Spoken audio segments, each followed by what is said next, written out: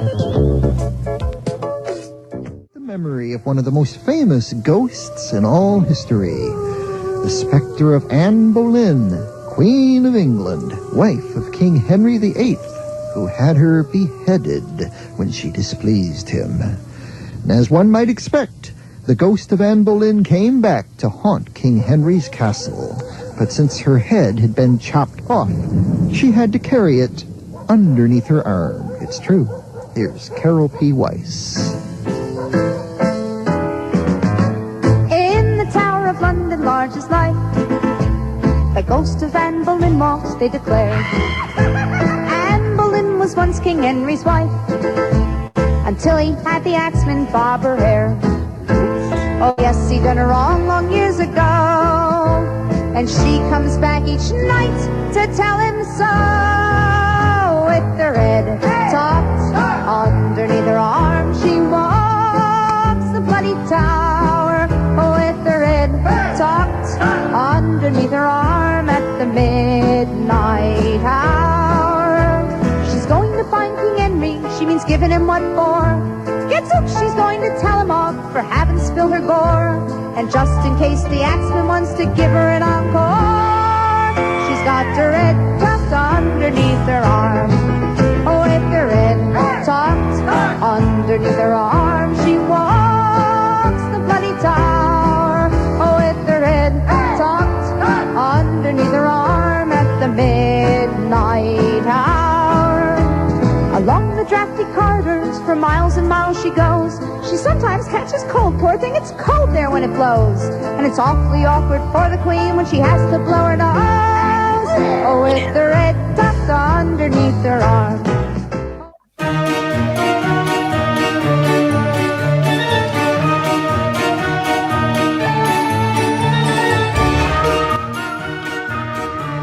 Crispy's adorable in his costume. He didn't know what mask to wear this year, and we chose that one. I think sometimes minimal is best, for Crispy. But I'm just really surprised he wasn't wearing any hats this year. Usually he's in the mirror trying on all kind of hats.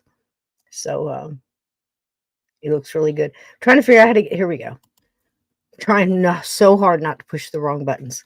I'm trying. So, hello, welcome, gatekeepers. Happy Halloween. What are we, just a couple of days? My gosh, it's the 28th already. So, what are we doing tonight? We're doing continuation of haunted inns and pubs.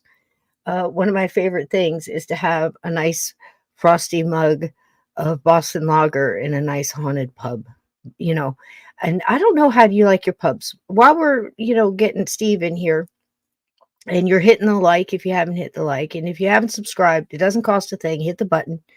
Doesn't hurt. Some people are allergic. Some people do get a rash. I'm going to just disclaimer.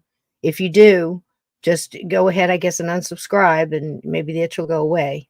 But chances are, people say I'm kind of like poison ivy. So,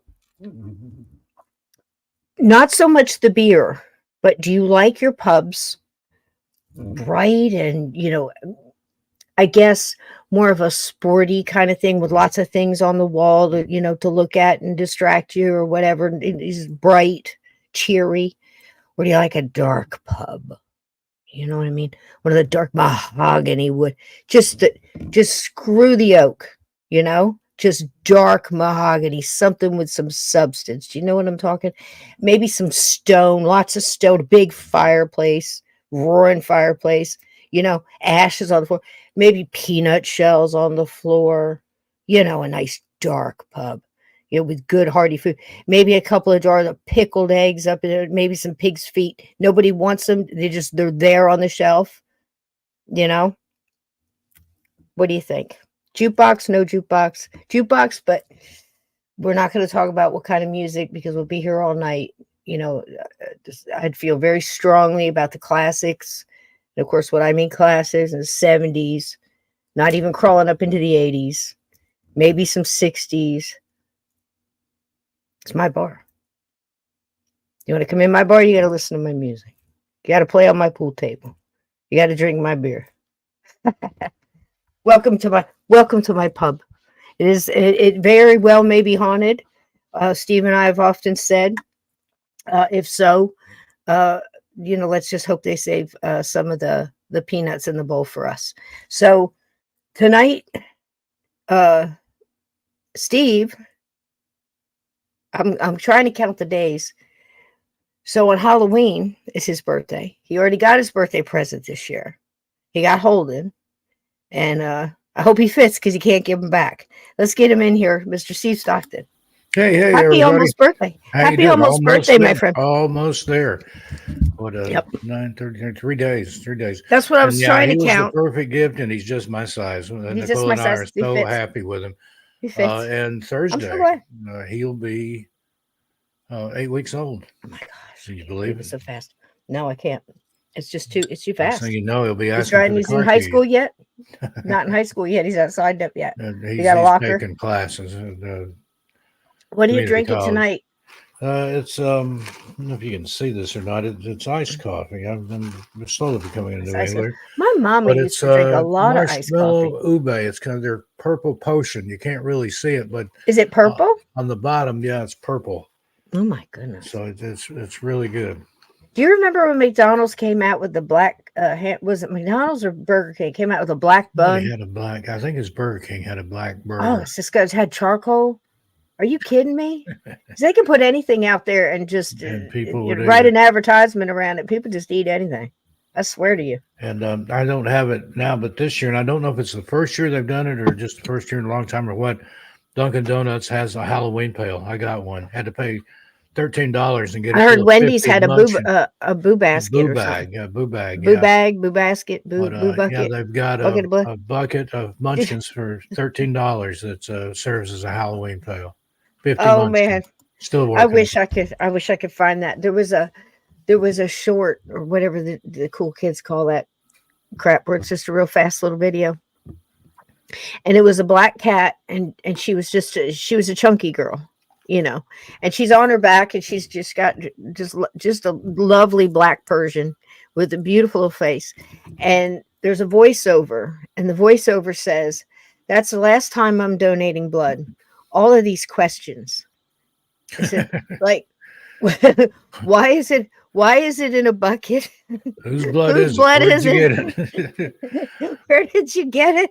I mean, it was just the way they did it with the cat just sitting there looking at the camera. It was perfect.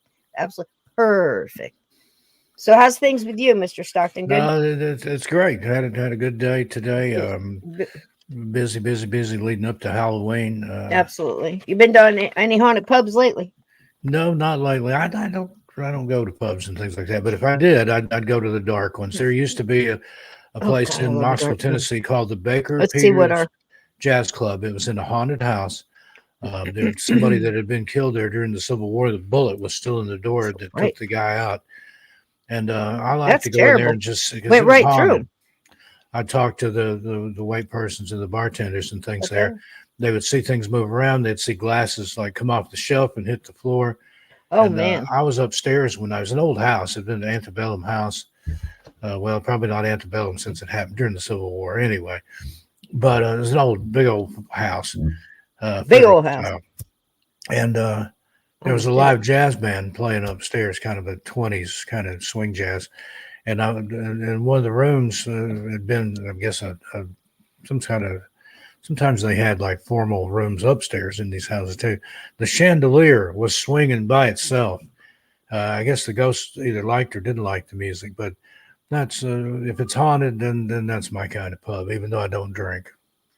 The last haunted pub I had a beer in, knowingly, was Gettysburg, Dobbin's house, cellar, at the bar. Had a bacon cheeseburger and a Boston lager. Everything was delightful. Those pub burgers are good in any pub, I'm telling you. Pub food is delicious. I will eat there, but I just don't drink. Yep. And then again, the same pub, different table, onion soup, Boston lager, also delicious at the Dobbins. So when you're at a pub and you know that it was used, you're in the cellar that was used as a hospital during the Civil War, amongst other things. We focus on those, but so many other tragedies over the years, not the only thing. There could have been something, you know, multiple things that happened. Like we showed last night, I talked about the Farnsworth house. And it was so wild because I showed one of those little clips that a lot of them are really good. Those little local Yeah, TV local stations. ordination news. Yeah, I they love crank out them. I some love good them. stuff around Halloween. I know. So I got some for us tonight too. So I showed a couple last night, and one of them was really good, and it was Farnsworth, and it's so funny when they start talking about the basement at the Farnsworth, the cellar, because they do this big spread in there for everything from beginning their tours there and their storytelling and all that to I think they have a special morning show that they do there, and the lady's all dressed in black. She comes out and she cries for everybody and stuff. It's wonderful. You should, if you get ever in Gettysburg, catch that. It's really cool because there are. Do you remember how many different religions have paid mourners? We've talked about this before on other shows. Yeah. Where you paid people to go in and cry and throw Weep and handkerchiefs wail and yeah. throw themselves in the floor and kick and scream and stuff. But so they did that in the Civil War as well. And, the big hats, big black hats, lots of black feathers, lots of veils, lots of, wailing and gnashing of teeth, I assume. Rending of garments. So anyway, it was wild when they had the video and they're showing, and I'm like, I was there. You always get that.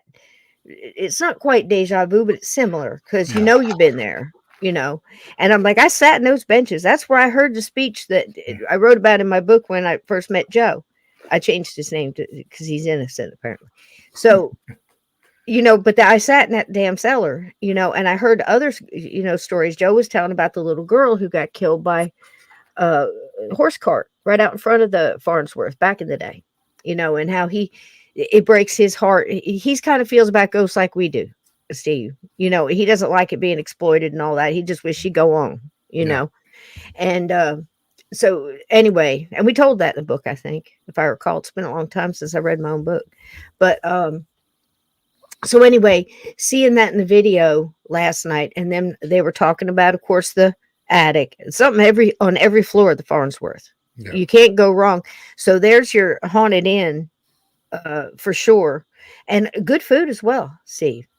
Good hometown, like Yankee pot roast and mashed potatoes with the lumps in it, the whole thing. Real nice dining room.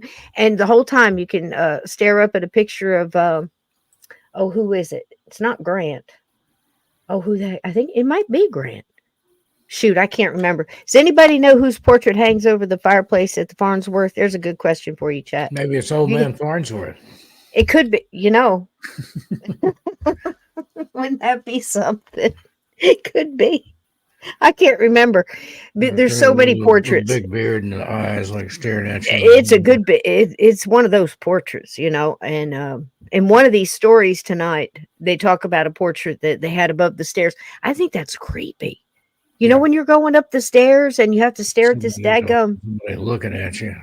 Yeah, this big old chick died 150 years ago, and she's staring down at you, judging you like that, like the rat in Cabin 22. Yeah, I was sad to see that end. We listened to that every night. Holden loved it. He was just did he really? Attention. Yeah. Oh gosh, I hope I didn't scare him. Holden, Dimensional Horse, you need to email me so I can get your address and send you a book. She was the one that got the closest to the time that he was born. Oh, yeah. How cool! Oh, how cool! How about that? Nicole's got it written down. She didn't hit it on the dot, but she was real close. There she is. Yeah, email me, stevestockton81@gmail.com, and I'll get you hooked up. I thought you said you stopped eating completely, Boo. I was going to ask you how you were doing it. Hey, Uncommon, welcome. And I'm sharing the stream with over on 13 Past Midnight. So Mead! People over there. Thank you. Sebastian Moran, Kyrie, and Julie Van D. Julie says, Holden's going to think I'm Santa Claus. Lee G, First Floor Audio, already called me. They said, what am I getting for Christmas, Santa? I said, do you like diamonds? And he's like, oh, yes, I'd love a diamond. I said, well, I'm sending you a do-it-yourself diamond kit. It's a lump of coal. Just apply pressure, and there's your diamond. Lots of pressure. It was meat hanging in the Farnsworth. You know, it was good stuff. Whoop whoop. Look, Niece excited. There you go. Thank you, Mr. Stockton. One of you There you mods, go. if you drop my email in there. Holden did all the work. Holden and Nick. Holden and Nick did all. Steve just wrote the book. All right. So how about while you're doing that, I'm gonna share a quickie. I think it's like less than a minute of one of those little There it is in the local. chat. You got it. One of those little local. Put it in there. Hopefully it went through. I think it's this lady. Well, let's just spin the wheel and see what we get. All right. I think and round she goes. Where here we she get goes. haunted, nobody knows. Ain't no telling. Okay, Ain't so nobody's business. here we go. This is Landlady of Britain's most haunted pub. Every single one of these, I'll have you know, is the most haunted wherever it is. I don't know how they do it, but we've got, apparently we're bringing the very best. She looks like she might haunt it. I'm sorry. Isn't that so funny though? That was rude. The most haunted B&B, the most haunted asylum, the most haunted this. Well, would you stay in the least haunted? Know? But how do you know and how This is you the least haunted hotel in town. There's only 2 or 3 ghosts here. I've heard that for 50 years, only and I just slightly haunted. And it's been a different one every time, so it's never right. That's my point. My name's Christine Watson, and I'm proud to say that I run what is reputedly the most haunted pub in Britain.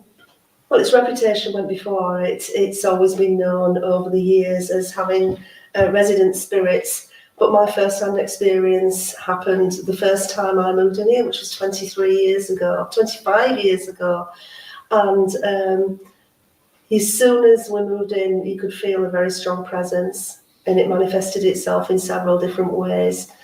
According to the mediums that visit on a regular basis, there's between 13 and 15 spirits that live here. I think my favourite one, for one reason or another, is the spirit that I've nicknamed the Grumpy Man.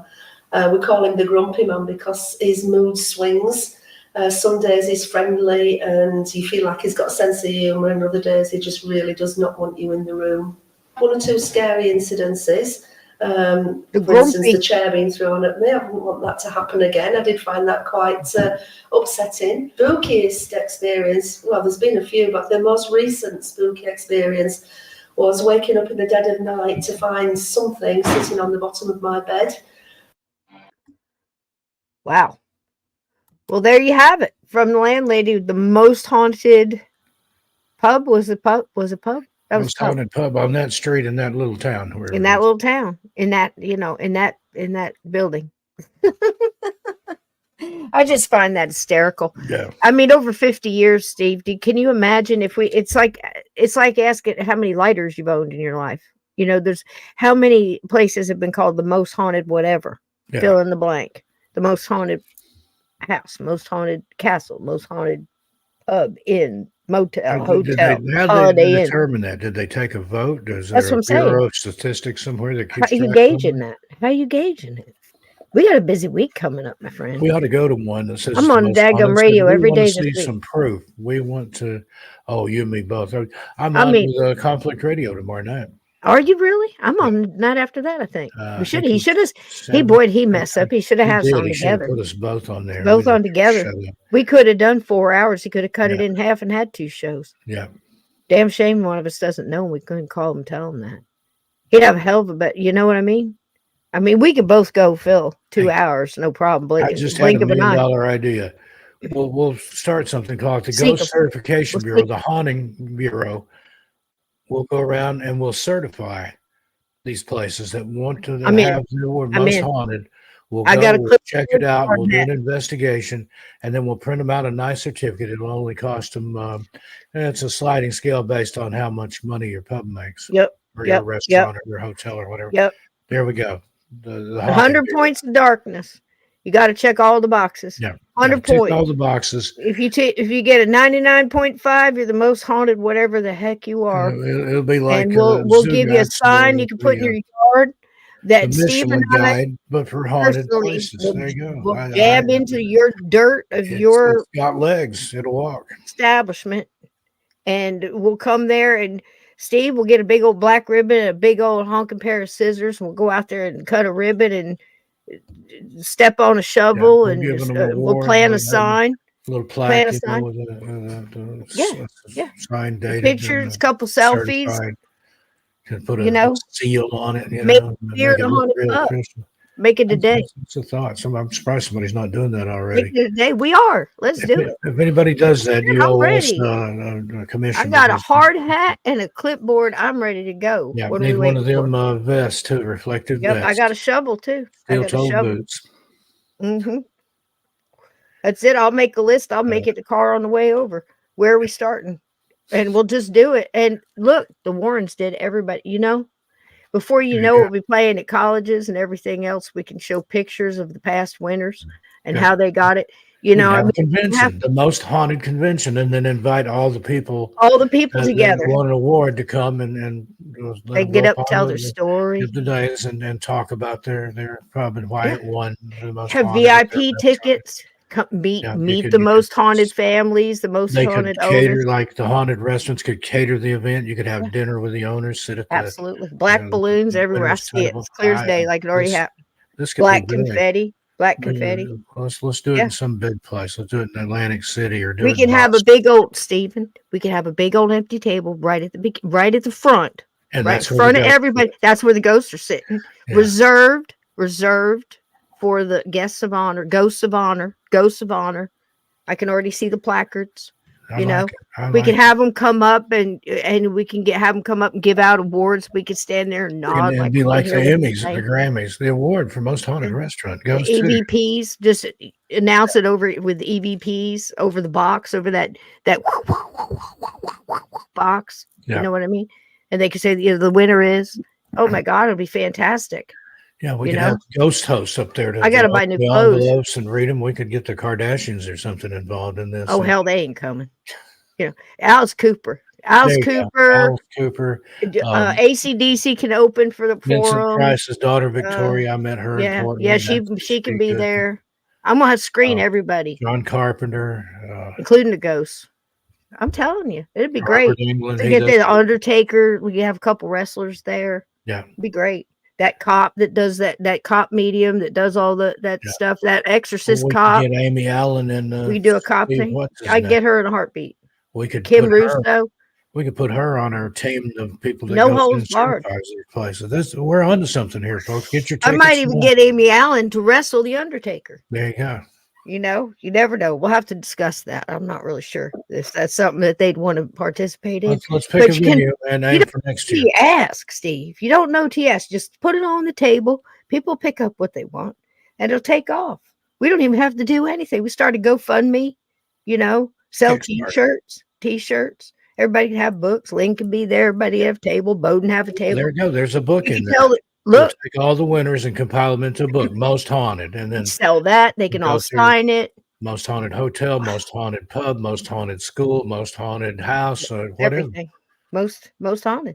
We've got it for the rest of the next 30 years. We're good. Nobody steal that idea, or we'll take it. Disclaimer. Don't do it. I already see the T-shirt. Copyright, registered trademark right now as of this verbal issue. Put the stamp on it. That was done. Ted, you taking notes? Yep. Ted's our witness. Ted's our witness. 8:20 p.m. on 10/28/2024. Ted's our witness. We patented that idea. Most haunted. That's it. It's done. It's a done deal. Well, I'm already picking out what we're having at the dinner. You're only going to get 2 choices, folks. Do the spooky stuff. Remember, like back in the day, Betty Crocker put out like a thing of Halloween recipes. You had the purple Jell-O that looked like a spider. Don't bring your whiny paranormal crap to my table. I'm telling you right now, you got 2 choices. If you don't want what we have at the table, what's offered, don't come to the dinner. Yeah. We're changing. None of this gluten-free peanut people. Look, this hardcore paranormal. Netflix menu, prefer, as they say. Red meat and some kind of, maybe a fish, maybe a chicken. I haven't decided yet. Yeah, we'll do fish for the pescatarians there. But if you can't, but who? But if you can't eat somewhere else, to eat fish because fish don't have any feelings. Don't bring your whiny. This isn't for crybabies. This is the real sniffing. You'll drink Boone's Farm Tickle Pink if that's what's on the table. This is going to be it's going to be hardcore paranormal right here. This is the real deal. You know, I mean, come on. Boone's You're going to Farm, be the PJ most. Swan, one It's of going to those. be the most. It's going to be the most paranormal convention. Yeah. Because it's the most haunted. We could even let Barn. hotels vie for who gets to host it. We'll let them put in their hotel. Yeah, We'll get a block of rooms, and you can stay at the venue and have some haunted live venue. The most storytelling. haunted venue. Yeah, The most haunted venue. Are you kidding? and we could have midnight storytelling around a campfire or something out in the courtyard, or fireplace in the lobby. I'm down. Sign me up. I'm down. Yep. They're taking notes. Ted's got it. We're good. Yep. And that's it. Invite ghosts instead. Leave chairs empty. Reserved at the table. We'd have ghost speakers. We'd have people get ghosted. It'll be great. It'll be great. We could write a book, send out the awards, stream it live on YouTube or on pay-per-view. There you go, pay-per-view. I think it'd be great. And we could even have stuff like tug of war, It's like wrestle it out, folks. We haven't decided on the most of the most. Arm wrestling. All that, I think I've challenged Dave Politis to an arm wrestling match. There we go. Charity. Bigfoot against David Politis. He won't do it. He knows I'll whip his Maybe ass. Undertaker and man's ass, but I'd do it for charity. Yeah. Maybe Chip Coffee and Bigfoot. I don't know. We'll have to talk to these people. Challenged him. We'll see who's in. Pro wrestler We'll stuff. see who's in. Politis, I'm talking to you. I'll meet you anytime, anywhere. Be great. They all go to a haunted pub and get drunk together. The most drunk. It'll be awesome. It'll be awesome. Who wants to go? Everybody wants to go. I'd go. I'd go. Absolutely. Everything's got bacon in it. Everything. From morning till night, every hors d'oeuvre, every cocktail, just expect it. If you're allergic to bacon, don't come. Yeah. Should we give broccoli? We should offer broccoli. Yeah, you can have some broccoli. Broccoli. All right. That's your substitute. People that don't eat meat. Prepare ahead. Again, no crying. No crying in the paranormal. Okay. There we go. Woo. All right. So we've got lots of stuff. Steve brought in some New England stuff. We're going to read some of that off. We've got some local. Let's hit another real quick local, and that way I can get rid of some of the tail here without hitting a haunted inn or pub. Exactly. In these are the 6 states. All right, wrong button. I'm hitting the wrong buttons. Hold on. I think maybe I need to get a grip. Henry Nelson says bacon wrapped broccoli. That actually sounds good. Yeah. Oh, with cheese. What kind of cheese would you put with that, Steve? Would it be cheddar? Hold on now. Think about it. Maybe a little provolone. Maybe a little combo, little provolone parmesan. Maybe. I don't know. We'd have to talk to. I don't know. And I hate everybody watching over on 13 past midnight. If you want to, come on over here. But we can see your comments. The audience here can't see your comments. Cisco and I can see them. Okay. Otherwise, I've run out of buttons. This has to be it. Start over at the beginning and start hitting buttons. Do them in reverse. I'm not sure what this is, but we're going to go ahead and have it. We're going to have it. We're just going to go with it. Here we go. What happened? Oh, okay. Got something. Let's see what it is. Something's on the hook, Steve. I'm going to reel her in. Uber's annual lost and found index. England. Okay. That their this is all right. Here we go. Haunted. Video from the Coniston Tavern shows 3 men sitting at a table when one of their glasses shatters, seemingly out of nowhere. The owners bought the place 7 months ago, but say in December, someone else sitting at that same table had their drink pushed onto the floor. Ooh. Locals insist the pub is haunted by a former tenant named Dave who died while living in the apartment above. That is creepy. Can also be a hot glass with a cold drink inside. My first instinct is go. That is There's always got to be somebody that's going to ruin it. No. There's always got to be some jerk in there going, it could be a hot glass. All right. First of all, sir, what are you doing serving cold beer in hot glass? It could be possible. I'm a bartender. They could have just pulled out a dishwasher, but I think if it was an air bubble or something like that, a little different. If they had other stuff going on at that table. My biggest concern is, did y'all see how bright this bar is? Who you're muted, sweetheart. Yeah, that looks like a fern bar or a piano bar or something. That's not a proper pub. It It's should like be a marked yuppie, what we used to call back in the day, a yuppie yuppie. bar. Yeah, Like yuppie, like a a sporty. fern It's like a bar or sporty. a piano bar or something like that. Even a fern bar is the worst. They play the tinkling. You're not going to find a lot of red meat in that bar. You're going to find all kind, those what do you call them, wraps, that kind of stuff. Yeah. Wraps, things like that.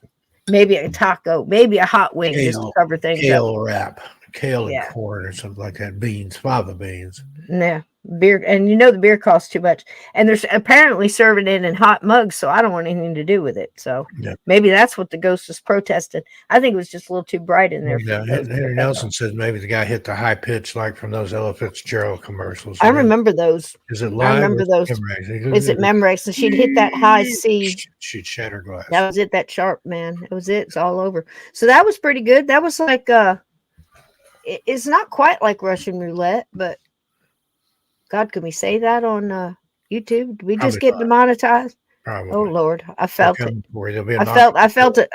I felt it. It's like a whole room full of monkeys stopped swinging on chandeliers and just went, "Excuse me." I don't have a problem. They're gonna push a button. I'm just saying that's all they would have.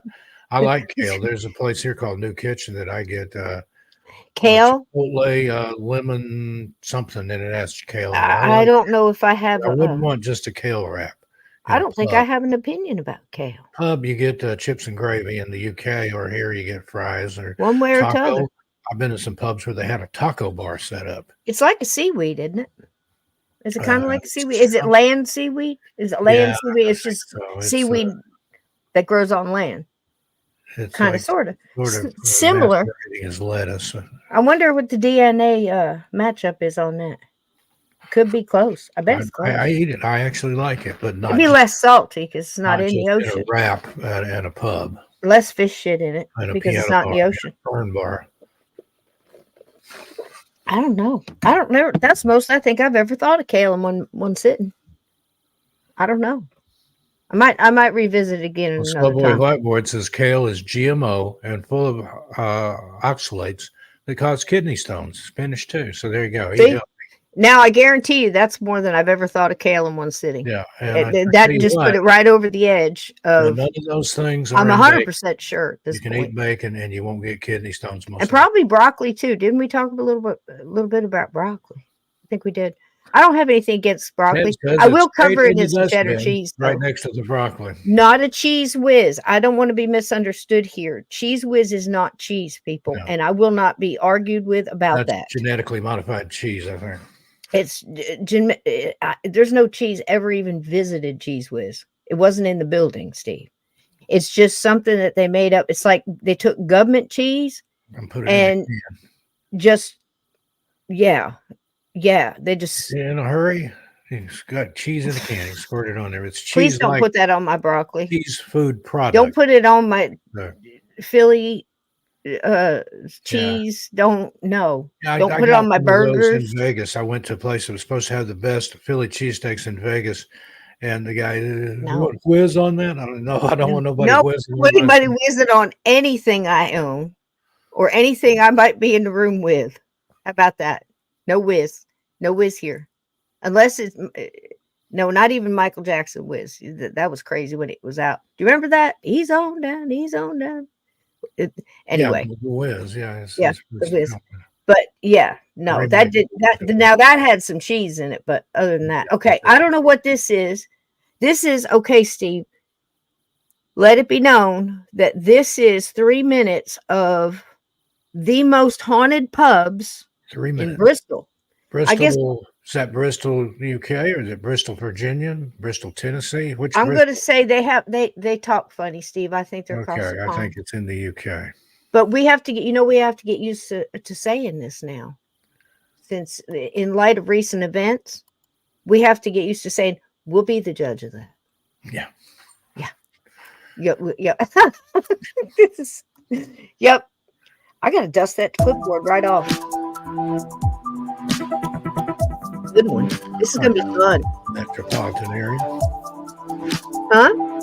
Nice metropolitan area. By many accounts, I can turn that down if you want to read it. Right. With me Various turn it down. locations around the city are infamously plagued by ghosts and ghouls. With chilling historical backstories explaining these hauntings. With many historic pubs, it's unsurprising that Bristol's watering holes report unwelcome spectral guests. Here's our list of Bristol's most haunted pubs. Brought to you by Bristol Live. The White Hart. The White Hart Inn on Lower Magdalen Street dates back to the 17th century. Originally part of St. James Priory, the pub has reported ghostly occurrences throughout its history. Allegedly, two brothers bought the chapel house in the 1600s and converted it into an inn. But after a dispute over the land, one brother brutally murdered the other and hid his body in the cellar. The murdered brother's spirit is said to haunt the premises with strange orbs witnessed on CCTV. The Hatchet. How could it not be haunted with a name like the Hatchet? In its 500-year history, the Hatchet has reported some strange occurrences. That's pretty. Would you stay at a place called the Hatchet Inn? I'd be scared. With many claiming that the pub is another of Bristol's haunted venues. I just want to make sure that... Sorry. Go ahead.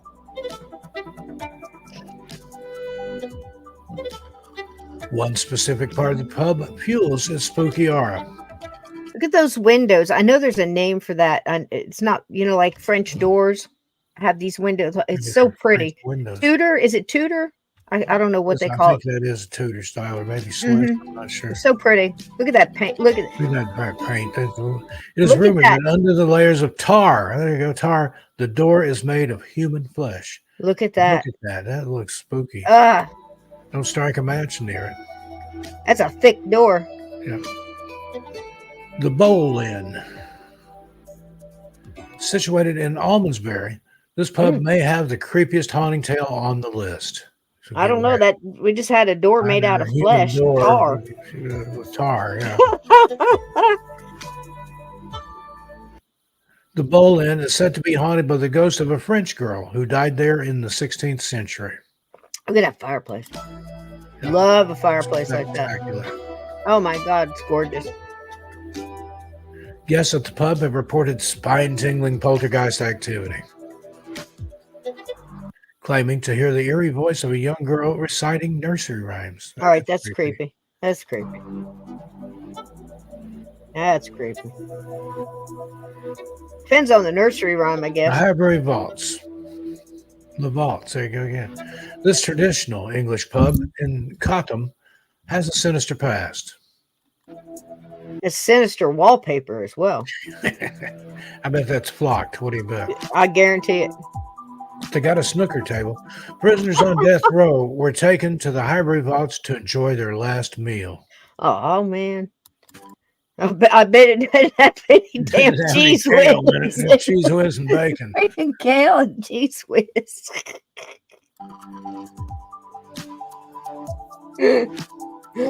Oh gosh. Before being hanged at the gallows at the top of St. Michael's Hill.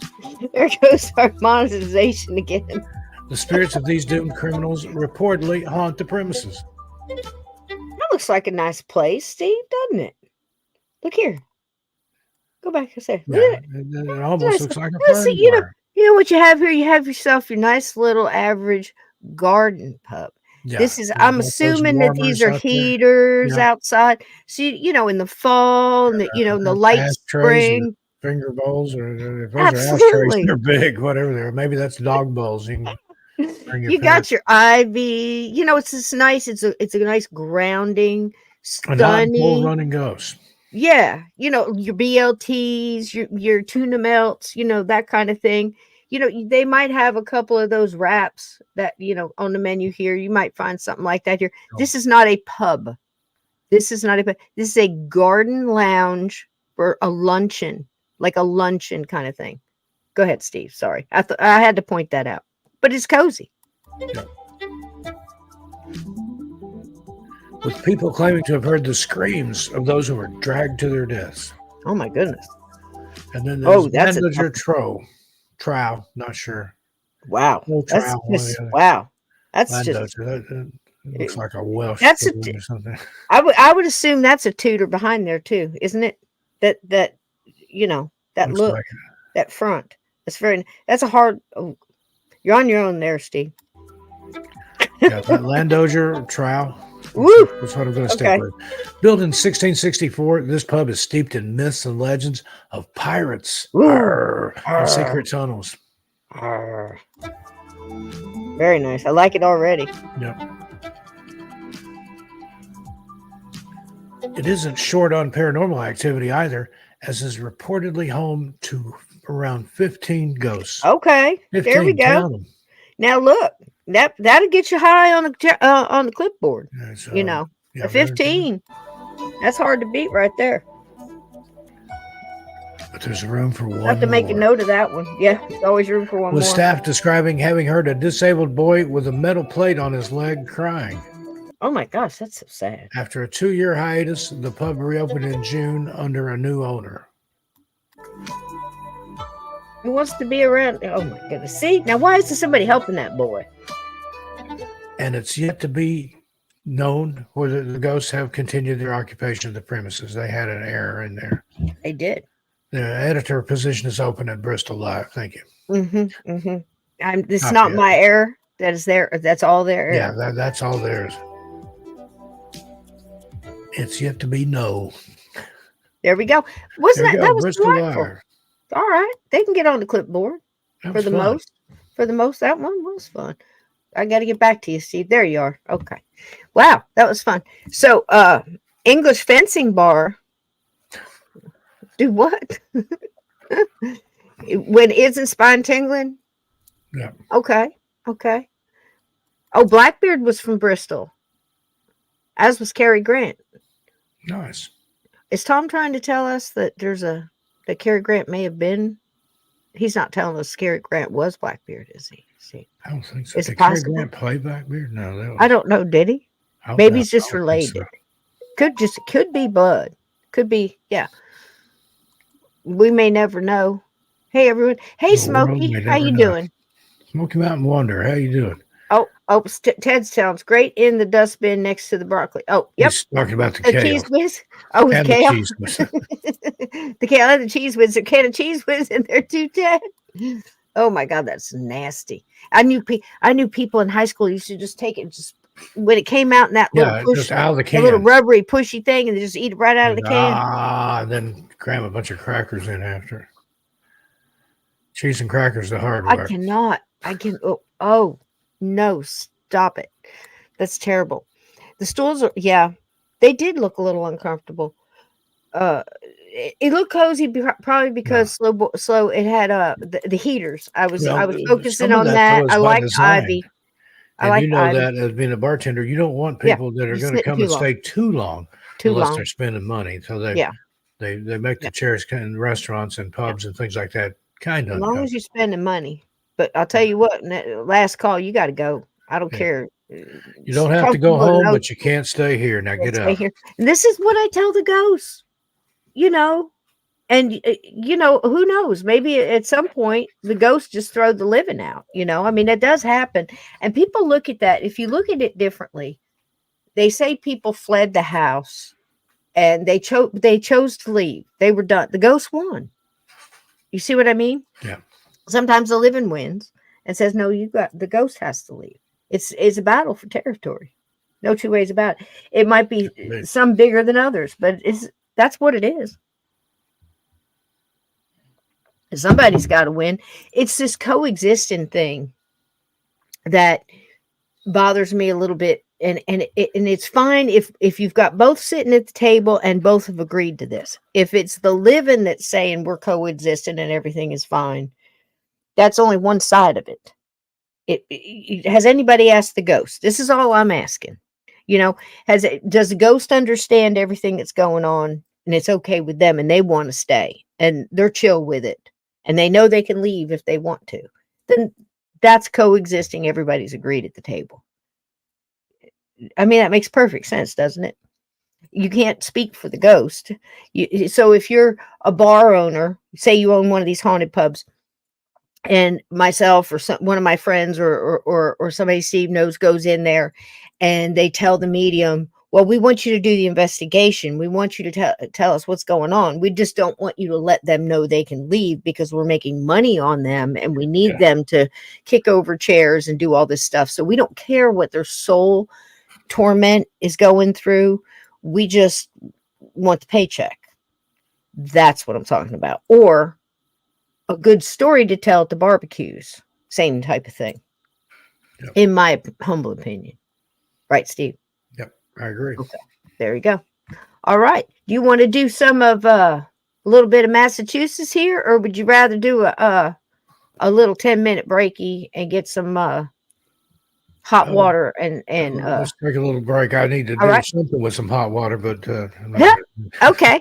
Well, I happen to have what is the name of this one? This one is, I believe, the Gold Rush. Oh gosh, yeah. This one is the Corey House. I think it's the Corey House Hotel, and it is in good old during the Gold At a Rush. haunted hotel, back right guests who come knocking in the middle of the night may have already checked in centuries ago.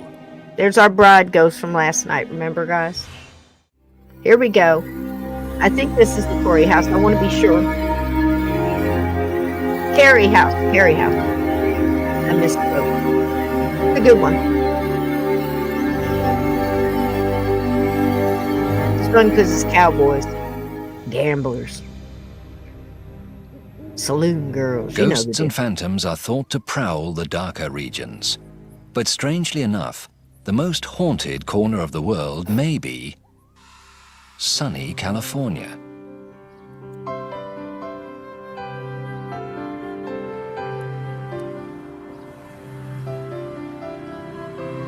The Gold Rush country of California has more spirits and ghosts per capita than any place else in the world. The reason being, the Gold Rush times were very turbulent. People lost their lives unexpectedly, many of them at the end of ropes. The Carey House Hotel is one of the most prominent buildings in the once flourishing gold mining town of Placerville, California.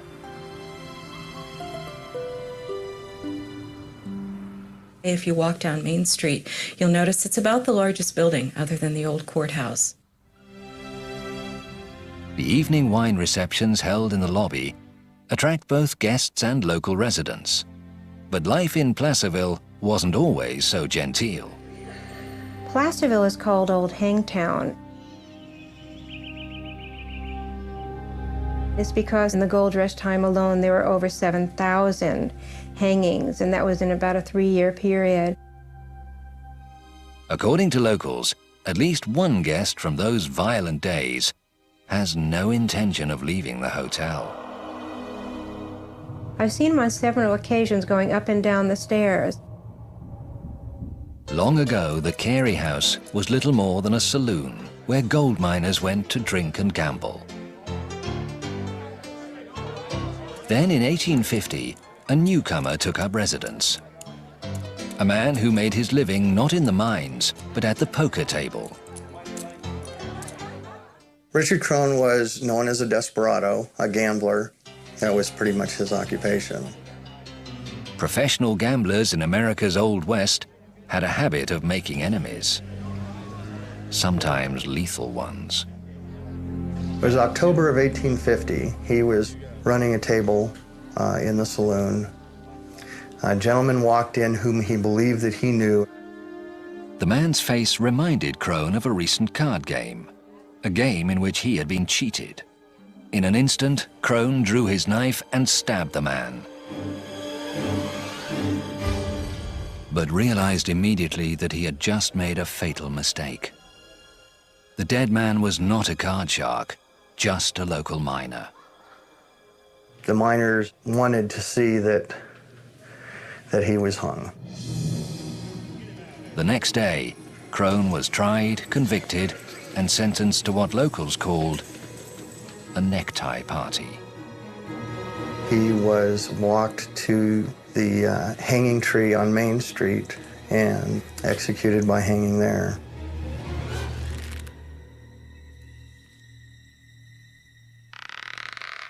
Crone was hanged just a few steps away from Carey House.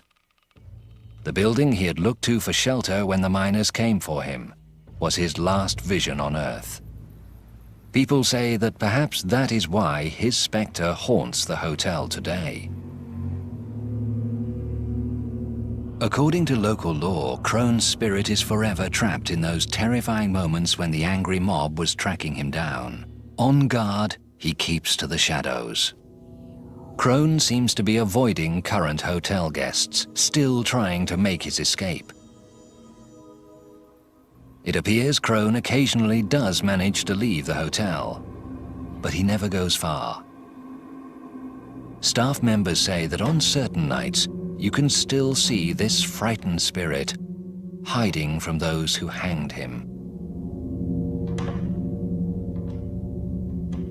There are just so many things that go on that I have to think that Mr. Crone is still here with us.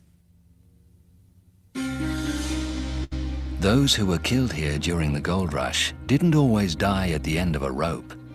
Violence could be even more sudden and unexpected. So it's not surprising that the Carey House staff reports another ghost wandering the halls. This one, however, seems much more interested in making contact with the living world. I think the most incredible ghost in the Carey House is Stan. Stan was one of the original employees here at the hotel. He was a desk clerk. He loved working here at the hotel. He also loved his brandy. And there was one more thing Stan loved. Women. But they usually didn't love him back. He didn't have much luck with the ladies, but he certainly did like them. So the more he drank, the more obnoxious he would become. In the Old West, alcohol and flirtation were a dangerous mix. There was a young couple that checked into the hotel, and Stan was there to assist them, and apparently the woman was very beautiful. Filled up with brandy, Stan made his move. It would be his last. The gentleman stabbed Stan to death. Stan's womanizing finally caught up to him. Stan had no family, no life outside his job, no other home but the hotel. And perhaps that is why it seems he has chosen to remain here.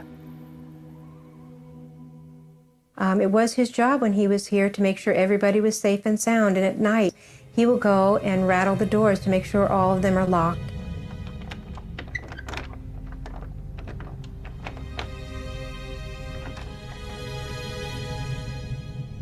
Though Stan was taken off the payroll long ago, the doorknobs of guest rooms still rattle late at night. Several guests here at the hotel have gone outside after hearing this, and no one is there that they can see. Could Stan still be making his old rounds? You know, the elevator going up and down all night long. They've done everything they can to find out what this activity is.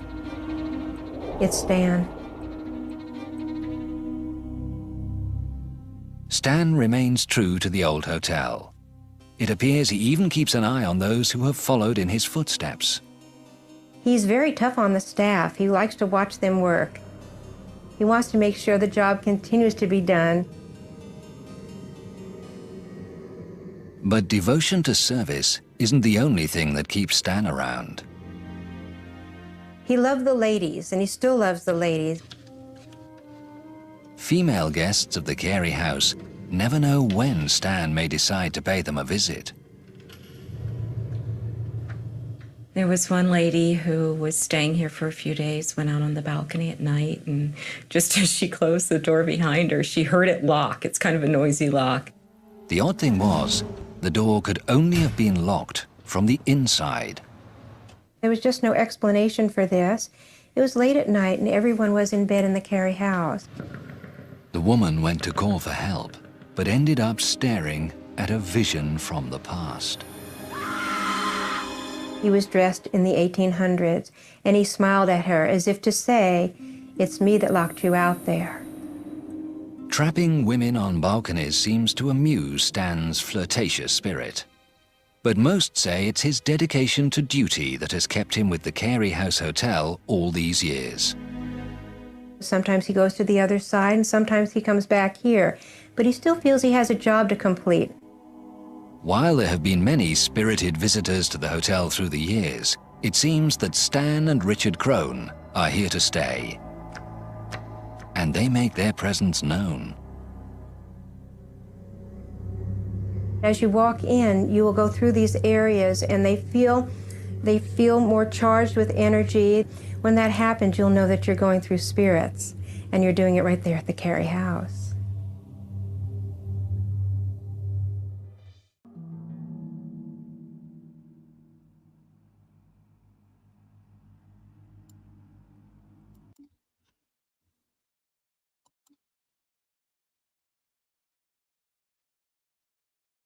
What do you think? So watching that, I was remembering the one we saw last night. Do you remember, if you were here last night, we saw one, I forget the name of the hotel. I think it may have been the Lighthouse Inn. Was it the Lighthouse Inn or was it the Holt? No. It was a Holt Hotel. And that is, I believe that's east of London. Correct me if I'm wrong there, Ted. But that was the ghost of Claude Duval.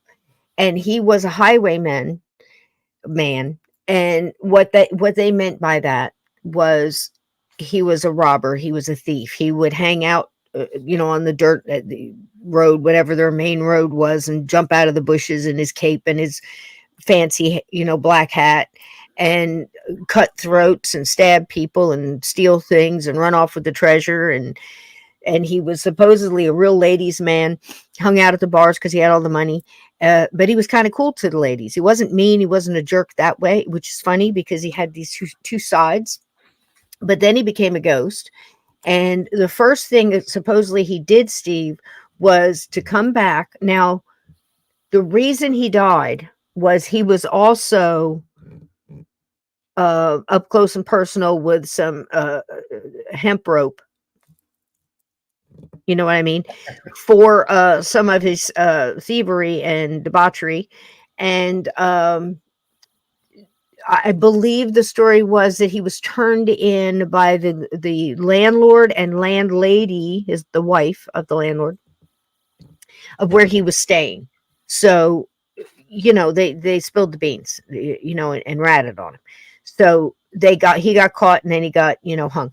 Now, he did the things. There was no doubt about he did the things. He did the things. He just got caught, So when supposedly he came back to haunt the place, and the first act he does as a ghost, a brand new ghost, by the way, is hacked to death in their bed, the landlady and landlord. Okay. That supposedly ratted on him, getting revenge, of his hanging. I want to say unjust hanging, but it wasn't unjust. It was just. So there's the thing. Now, my personal opinion is I believe that there was probably a little payoff or a bounty or a reward, let's say, for turning in said highwaymen. And the landlord and landlady probably had a nice little bag of silver or something. Now, again, I have nothing to back this up. It's just assumption all the way. But does it not make sense? And somebody knew they had this ill-gotten, well, not really ill-gotten, but, chicanery. They ratted and sliced their, throats in their sleep and took the money that they knew they had, which was probably the scuttlebutt, and then made up the story about the ghost coming back for revenge. Because here's the thing. I don't believe a ghost that's that freshly dead has all of the knowledge to come back and start hacking at people. You see what I mean? And if he did, who was there to start the story in the first place? Did a maid walk in on this and see the ghost no, none of that. So do you see what I mean? It sounds more to me like a story that was made up by the actual thief. Yeah. They killed him, the actual killer. But again, I could be nuts. Who am I? I'm just the co-founder of the most haunted, insert your thing here, club. We have to come up with a better name. Yeah. So there's that. Do you want to do you want to tour a little New England? Yeah, let's do it. Did you get some more iced coffee? Did you add some more purple to your coffee, whatever the hell it is you're drinking over there? Marshmallow ube. Marshmallow uberry. What the hell's an ube? uberry? UBE. It's like a purple sweet potato. They're just making stuff up now. You understand? When we were kids, there was like 5 vegetables. Do you understand me? There was like 5 vegetables. You had corn every which way but loose. You had just your exotic. A cucumber was exotic because you could make pickles with it. You do all kind. Look, you had a beet every once in a while, depending on where you're from. You had the good old potatoes and carrots, and several kind of beans, and that's it. Yeah, see that John one Keller knows what I'm talking about. He says, "Oh, ube flavor is the best. It is really good." They're making shit up. When I was a kid, wasn't no They have dragon ube fruit ice when I cream. was What a are you kid. talking about? There wasn't none of this kawaii kahooey mess. There wasn't none of that. You might have had a blueberry if you were lucky. If you were the higher end of the poor neighborhood, you might have had a blueberry now and then. I In thought the about that season. one time. There are no blue foods. I mean, blueberries aren't really blue. There are no blue foods. We What need color are blue they? foods. Are they purple? Kind of a dark purple or something. Kind of a dark purple. Okay. But you might have had a watermelon. You might have got to see, you might have got to see some other kids in the neighborhood eating a watermelon, depending on where you grew up. But you didn't have this passion fruit. Every once in a while you saw a pomegranate. That was exotic. Guava. You didn't have none of this. Guava, something like that. I've got We some didn't guava even have a jelly. lot of Really good avocado. stuff. I think you probably would have had to go Ezekiel bread. to a genuine Mexican restaurant back in the day to get an avocado. West, I think, they could get avocado. Maybe. It'd be hard to judge because I was pretty much on the East Coast, so we had a lot of fish. We had a lot of, that kind of mess. It wasn't a lot of. It was apples, a lot of apple orchards, a lot of cranberries. Fish on Fridays. I never got involved in any of that scheduled nonsense. I just never. I mean, you know what I mean? Even like, I'll tell you why. Because when I grew up, I was in a little bit here, a little bit there, a little bit here, a little bit there. Even when my mom was alive, wherever we lived, that might have been, what was the influence at the time. It was the 70s and stuff. So when you have a little bit of that influence, a little bit of this family's culture, a little bit of this family's culture and tradition, a little bit of this, a little bit, I consider myself lucky. It was like being at a Baskin Robbins of life, and I got to taste all the flavors. Yep. It's pretty cool, and I know which ones not to order again, and which one I want a double scoop of, which is nice. So I consider myself lucky in that department. But that's why I just, I got more of a mix. Like, so when I do Halloween, it might not be, or even Native American stuff. And so I often wonder why people get so upset when you say stuff about indigenous, traditions or anything like that, because it doesn't matter who you are, unless you're have a doctorate from, and even then I'm going to question it even more so, trust me. But trust me, in case we haven't met, but you're not an expert on everything. So you can't tell me some little pocket of a tribe of an Iroquois that was a spinoff of a broke off of a village that might have camped down at the lake, El Wapaho, didn't have a tradition where they hung something in a tree and called it something. Do you see what I mean? Now I'm making that part up, but a lot of people get very mad when you start saying different names for, say, Bigfoot. Yeah. Right. And they'll say, that's a made up. Nobody says that nobody. You don't know everybody, honey. Just don't know. You don't know what the little patch of group up in the Appalachian Mountains might call such and such. And to assume you do, well, you see where I'm coming from. So Everybody just needs There's to chill. regional things. You know, if you Regional. if I say I don't like Cheese Whiz, it's okay if you do. You have more of it now because I'm not going to have Yeah, any. there you go. You can have her part. You see? But please don't tell me that no Native American ever in the history of Native American, whatever that it means to you, ever Cheese did Whiz. this, didn't do this, because you don't know that. Okay? Because listen, I've met a bunch and they all do different things. And some of them do similar things, yet different. It's wild how everybody's different, you know, or adds their own little flavor to it, or over time it changes, you know, like holidays, like Halloween, you know, it certainly didn't start out like it is now.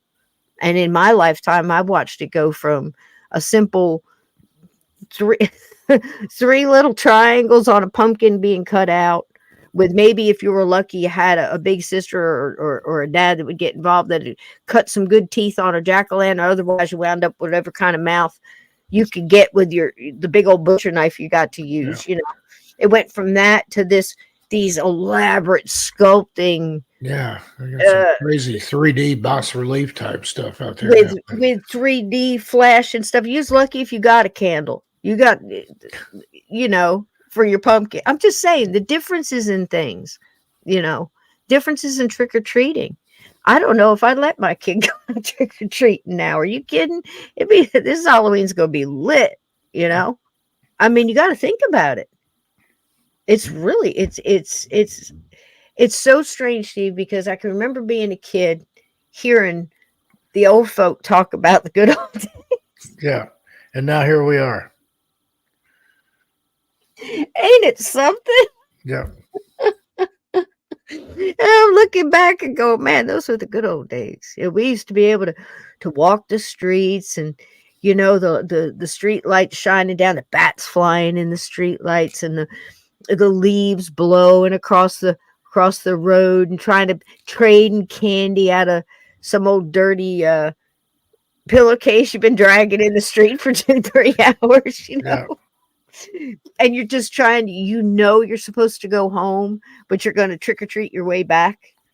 You know what I mean? You're not just walking straight home. You're trick or treating your way back, even if you've been there before, because it was 2 hours since you've been there. You're going back. Have a different mask in that pillowcase. Oh my gosh! Oh, so much fun. And then getting home and dumping it all on the floor. I can remember the days before anybody even checked your candy. Back when parents did not give a shit, you know.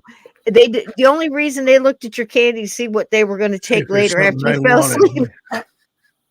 That's the only reason, you know. It's so true. And then that one guy ruined it for everybody and poisoned them pixie sticks in 1957. Killed his own kid, the son of it. Well, talk about your monster and Halloween stories. I know, Steve, you've done an episode on that. Yeah. I know you and I have too. But was it 57? I was thinking it was later than that. I think it was 57, 58. And what a quick story was, the dude was short on funds, okay, money. Put his own kids in harm's way. I think he had 3 kids, put poison, some kind of cyanide, whatever you call it, in the pixie sticks. Back when those were some big suckers too. I mean, that's a lot of. Yeah, they used to sell those, are like bang for a buck. Long. You know, oh my goodness, these were just your regular good old. But they had some. 74, okay. Pasadena, Texas. The Candyman has become something of an urban legend. More than 40 years have passed since that Halloween night in 1974. Yep. Ronald O'Brien gave pixie sticks to 5 children, including 2 of his own. Yep. And killed his kid. Killed his kid for $150,000. That's what he owed. That's what. That's what he owed. That's what the insurance policy was. $150,000. Killed his own kid for this. So there's that. Nuts. And ruined it for everybody. 1974. And then it was the stupid razor blades in the apples, Steve. Yeah. And then it was all that. And I remember they did a couple of shows back in the day. And I can't remember if it was was it like a Dr. Kildare? No, it wasn't a Dr. Kildare. I think it was a little bit more. Maybe Dr. Marcus Welby, MD, or some kind of crap like that. And it was a young kid had gone trick-or-treating, got an apple and bit into it. And there was a razor blade in there. Disclaimer, absolutely against all of this stuff, YouTube. I'm just telling it's history. It's something that happened. And cut them so horribly. Can you imagine? Just a terrible thing to do. So anyway, they take him to Marcus Welby or Quincy. I can't remember who it was. And started a big old thing, but the kid had lied. They're just doing it for attention. So everybody thought the real story, once that came out, everybody thought the real story, because we didn't have the internet back then. We only had newspapers and Walter Cronkite and some people on radio, and thought that the whole story was fake. And people were still putting razor blades in apples the next Halloween, and kids were still eating the apples without checking them. And by that time, between the pixie stick and the apple guy, ruined trick-or-treating for, forever. That pretty much sums it up, Steve. That's what happened. And it's gone downhill ever since. Yep. Push people off into their homes. Hospitals would tell people, parents, you can bring your X-rays. kids' candy bags and we'll X-ray it for free. That was a big deal. That was when they cared about the kids, and they were asking, it's 10 o'clock. Do you know where your kid is? And I used to wonder, who doesn't know where their kid is at 10 o'clock? But apparently there was enough to put out a public service notice. Yeah. Yeah. We all know that, because probably the same people responsible now for that tag you get on the hair dryers that said, please don't use this in the shower. Yeah. Those kind of people, don't stick a fork in the toaster. There you go. Tags. Don't be on the electric fence. Please don't do it. Yep. So this is all you, Mr. Stockton. He's going to take us to New England and into some dark, haunted pubs. Like I said, you can't swing a black cat by the tail here in New England without hitting at least one haunted inn or pub. There we are. Crackling fire, shadows flickering on the walls of a century-old inn as we delve into tales of lingering spirits and the echoes of the past. In the intimate, creaky halls of these venerable inns, history isn't just something you read about. It's something you feel as the walls whisper their secrets and the air hums. We're about to journey into a realm where every creak, whisper, and flicker of the candle might just be a ghostly guest checking in. Are you ready to check in for the night? That's kind of nice. I'm trying to get you some background music. I didn't mean to interrupt, but I felt like you need a little something. Maybe Give me a little something there. That's nice. Give me that's a nice. C, middle C. Yeah. That's kind of nice. All right, let's go with that. Okay. That way it's not over. It's a nice accompaniment. It's not overpowering. You don't have to struggle against it. All right, here we go. Steeped in New England's rich tapestry of history lie countless haunted inns and pubs, each with its own spectral tales to tell. Take the Red Lion Inn in Massachusetts, for instance, where ghostly residents roam the halls, forever part of its storied past. And Ted Branson is staying home with Connor because people are insane. There's no part of that I disagree with. How about you? Dogs trick or treating? Well, I suggest you do if you're going to go out. I mean, take your by all means. Well, I mean, no kids. Just take your dog just around. Your dog. Well, yeah, but you have to hold the pillowcase, Steve. Other than that, I think it's fine. Absolutely, it's a great costume. All right, can you see that one? It's kind of small. All right. The Red Lion Inn, nestled in the heart of Stockbridge, Massachusetts, dates back to 1773, serving as a stagecoach stop before evolving into the charming inn it is today. With its reputation for hospitality, it has hosted famous guests like Nathaniel Hawthorne and even several U.S. presidents. Amid its cozy atmosphere, the inn is steeped in stories, including the legend of Harriet. Her ghost still lingers from the 1800s, weaving an eerie yet fascinating thread into the inn's rich tapestry. Guests have reported seeing her apparition and feeling inexplicable touches, proof that history, mystery, and perhaps a few restless spirits reside here. Wow, that was nice. Who wrote Really this? was. Isn't that nice? That's the Red Lion Inn. Isn't that lovely? It looks nice. So it is a nice place. I love the Victorian kissing balls. That's, in case you didn't know, hanging from the porch there in the red velvet bow, and the more than likely, I'm going to say that's boxwood. Those are Victorian kissing balls. I make them all the time. I just shake hands. Yeah. But it's a nice tradition. There's one of those traditions we were talking about. Is it mistletoe? Is it mistletoe? It started out as mistletoe. Well, let's put it this way. In different spots, it started out in as mistletoe in some places, as the Victorian kissing ball, anything that you could take from nature and bring in and decorate for, you know, for your holiday, you know, for the winter. So all the evergreen stuff. This here is a cedar garland. I make that too. That's all wired together. You know, bringing into the tree, the whole pagan thing of dragging in the tree and the Yule log, and you feast until the Yule log, you know, goes out, and that whole kind of thing. All of those traditions together have really melted into how whatever you bring into your own family, that, you know, like this house here decides they're going to bring in the Victorian kissing ball, even though this isn't really a Victorian house, you know. I wouldn't consider, I'm no architect, but you know what I mean? Everybody picks their own thing, what they feel drawn to, is what I mean. Even though you might not be, you're going to mix Victorian with maybe, well, now you're mixing it with German because you've got a Christmas tree that came in as German, you know. You might watch the Yule log, which is, you know, pretty much Viking pagan. Scandinavian, yeah. You know, yeah, you know. So, I mean, it's all this melting pot of traditions, you know. At the same time, you may have a dream catcher hanging in your living room. Oh, my God. You know, it's like, it's okay. Mix it up. As long as it works for you. There's another shot. It's really a beautiful place, isn't it, Steve? Yeah, it is, indeed. This is an old shot of how it started back in the day. Look at how it grew. Isn't that something? Yeah. That bicycle. Wonder what they were thinking. What are they talking about? Wow. Well, let's move on to the Colonial Inn. This one is where? Concord. Built in 1716, this inn is rumored to be haunted by several ghosts, including a former chambermaid who is said to tidy up rooms and fold laundry. Wow. Guests have also reported seeing the apparition of a man in a Revolutionary War uniform. Close to my heart.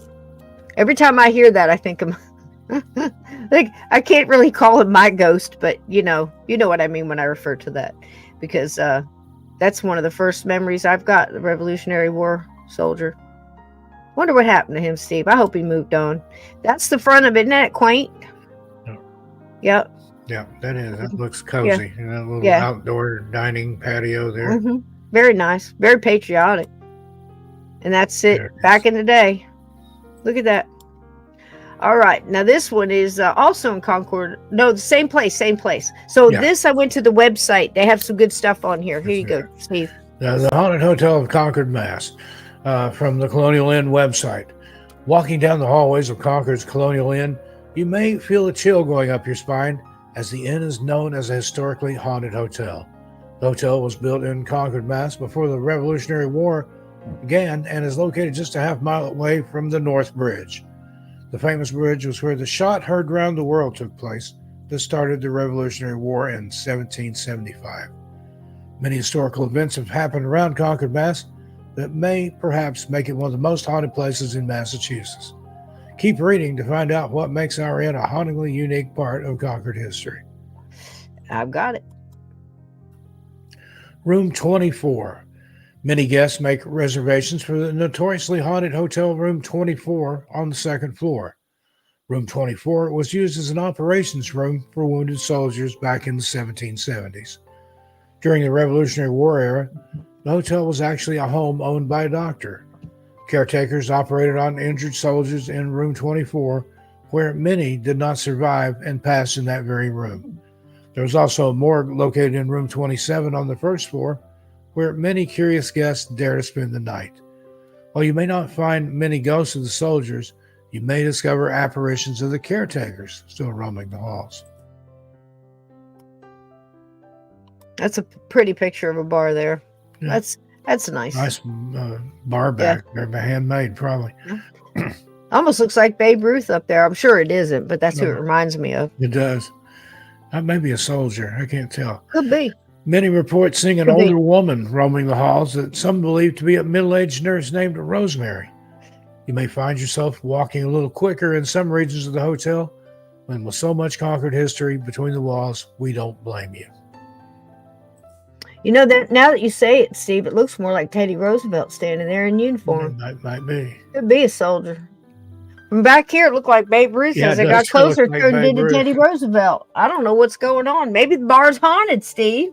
It's Teddy Roosevelt. One of those hologram pictures. That's funny. And Oh also gosh, we here in couldn't get past couldn't Lizzie get, Borden. yeah, to leave this one out. The Lizzie Borden house in Yep. Fall River, this infamous house where Lizzie Borden was accused of murdering her parents in Mhm. 1892, is now a bed and breakfast. Guests have reported seeing the apparitions of Lizzie and her parents, and some have even claimed to have heard the sounds of footsteps and voices. Wow. And you can sleep on the bed or the Yep. couch. And there she blows. There she is. I love that color. I don't know why. Yeah. I mean, I wouldn't have picked it, if I was down at the, at the No. Lowe's or at the, Sherwin-Williams or whatever you call it. Do people still go to the Sherwin-Williams? Are they still in business? Yeah, Probably not. there's one right like next to gone with where the I time go to McCann. Dunkin' to get my coffee. Yeah.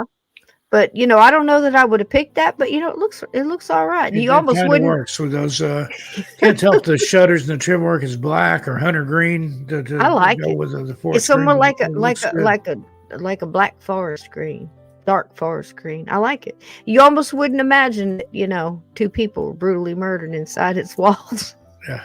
And exploited to this very day. I think they just I think they just sold it again. I'm sure it's a lovely bed and breakfast. I don't mean anything about it, but I hear tell that with the last owner, I do not know about the new owner. So again, don't sue me, but you could eat the cold mutton stew at the table, get your picture taken on a replica of the couch in which he got his skull bludgeoned in with an axe. You could sleep in the room where the mother was also hacked to death, and it's a lovely experience for you and your family. Bumper stickers, keychains of little. Make sure you get the keychain on the way out. Yeah, they have a keychain. They do that to Velisca House too. They have a little axe. God help us all. What have we turned into? Yeah. What a world! What a Hey, world! kids, we're going to Fall River. Yay! But Fall a lovely River. color scheme nonetheless. Yeah. All right, Now Vermont. on to Vermont. The Green Mountain Inn in Stowe. This historic inn is said to be haunted by the ghost of Boots Berry, a tap dancer who performed at the inn in the early 1900s. Guests have reported seeing his apparition dancing in the hallways and rooms, and some have even claimed to have heard the sounds of his tap shoes. Oh my goodness. They often say that I love the story. That reminds me of the story of Hans Holzer when he came back. His daughter, Alexandra, tells it. So it's her story. But she's at a seance. Now, again, even though you have abilities, it's very difficult for you to do this for yourself. I say it all the time, and almost near impossible in most cases. And even though she is so in tune with her father and his energy, he still had to come through a medium at that seance to talk to her. And he did so. And when he came through, she knew it was him because he said, Alexandra, I have new shoes and I'm going dancing. And he was a ballroom dancer and he loved getting new shoes. And she knew right away it was him. And she said he was dancing away on the other side, finally getting to do the moves and stuff that he used to be able to do. So that was a great story. So that's what that reminded me of. I'm sure people have heard Fred Astaire and Gregory Hines and Sammy Davis and people with the tap dancing, you can imagine, that, it's him, because it's almost like when you hear guitar players, there's multiple guitar players. Of course, now I couldn't do it because I haven't listened to music that's come out new in like 20 years or so. But, back in the day, I could tell you if it was Eric Clapton. I could tell you if it was Jeff Beck. I could tell you if it was, Yngwie Malmsteen, or if it was, different guitar players have a sound, and so do dancers.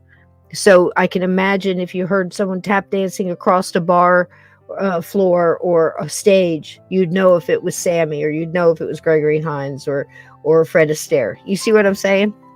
It's a tell. You'd be able, by the cadence of it, Very interesting. So there it is. Isn't that pretty?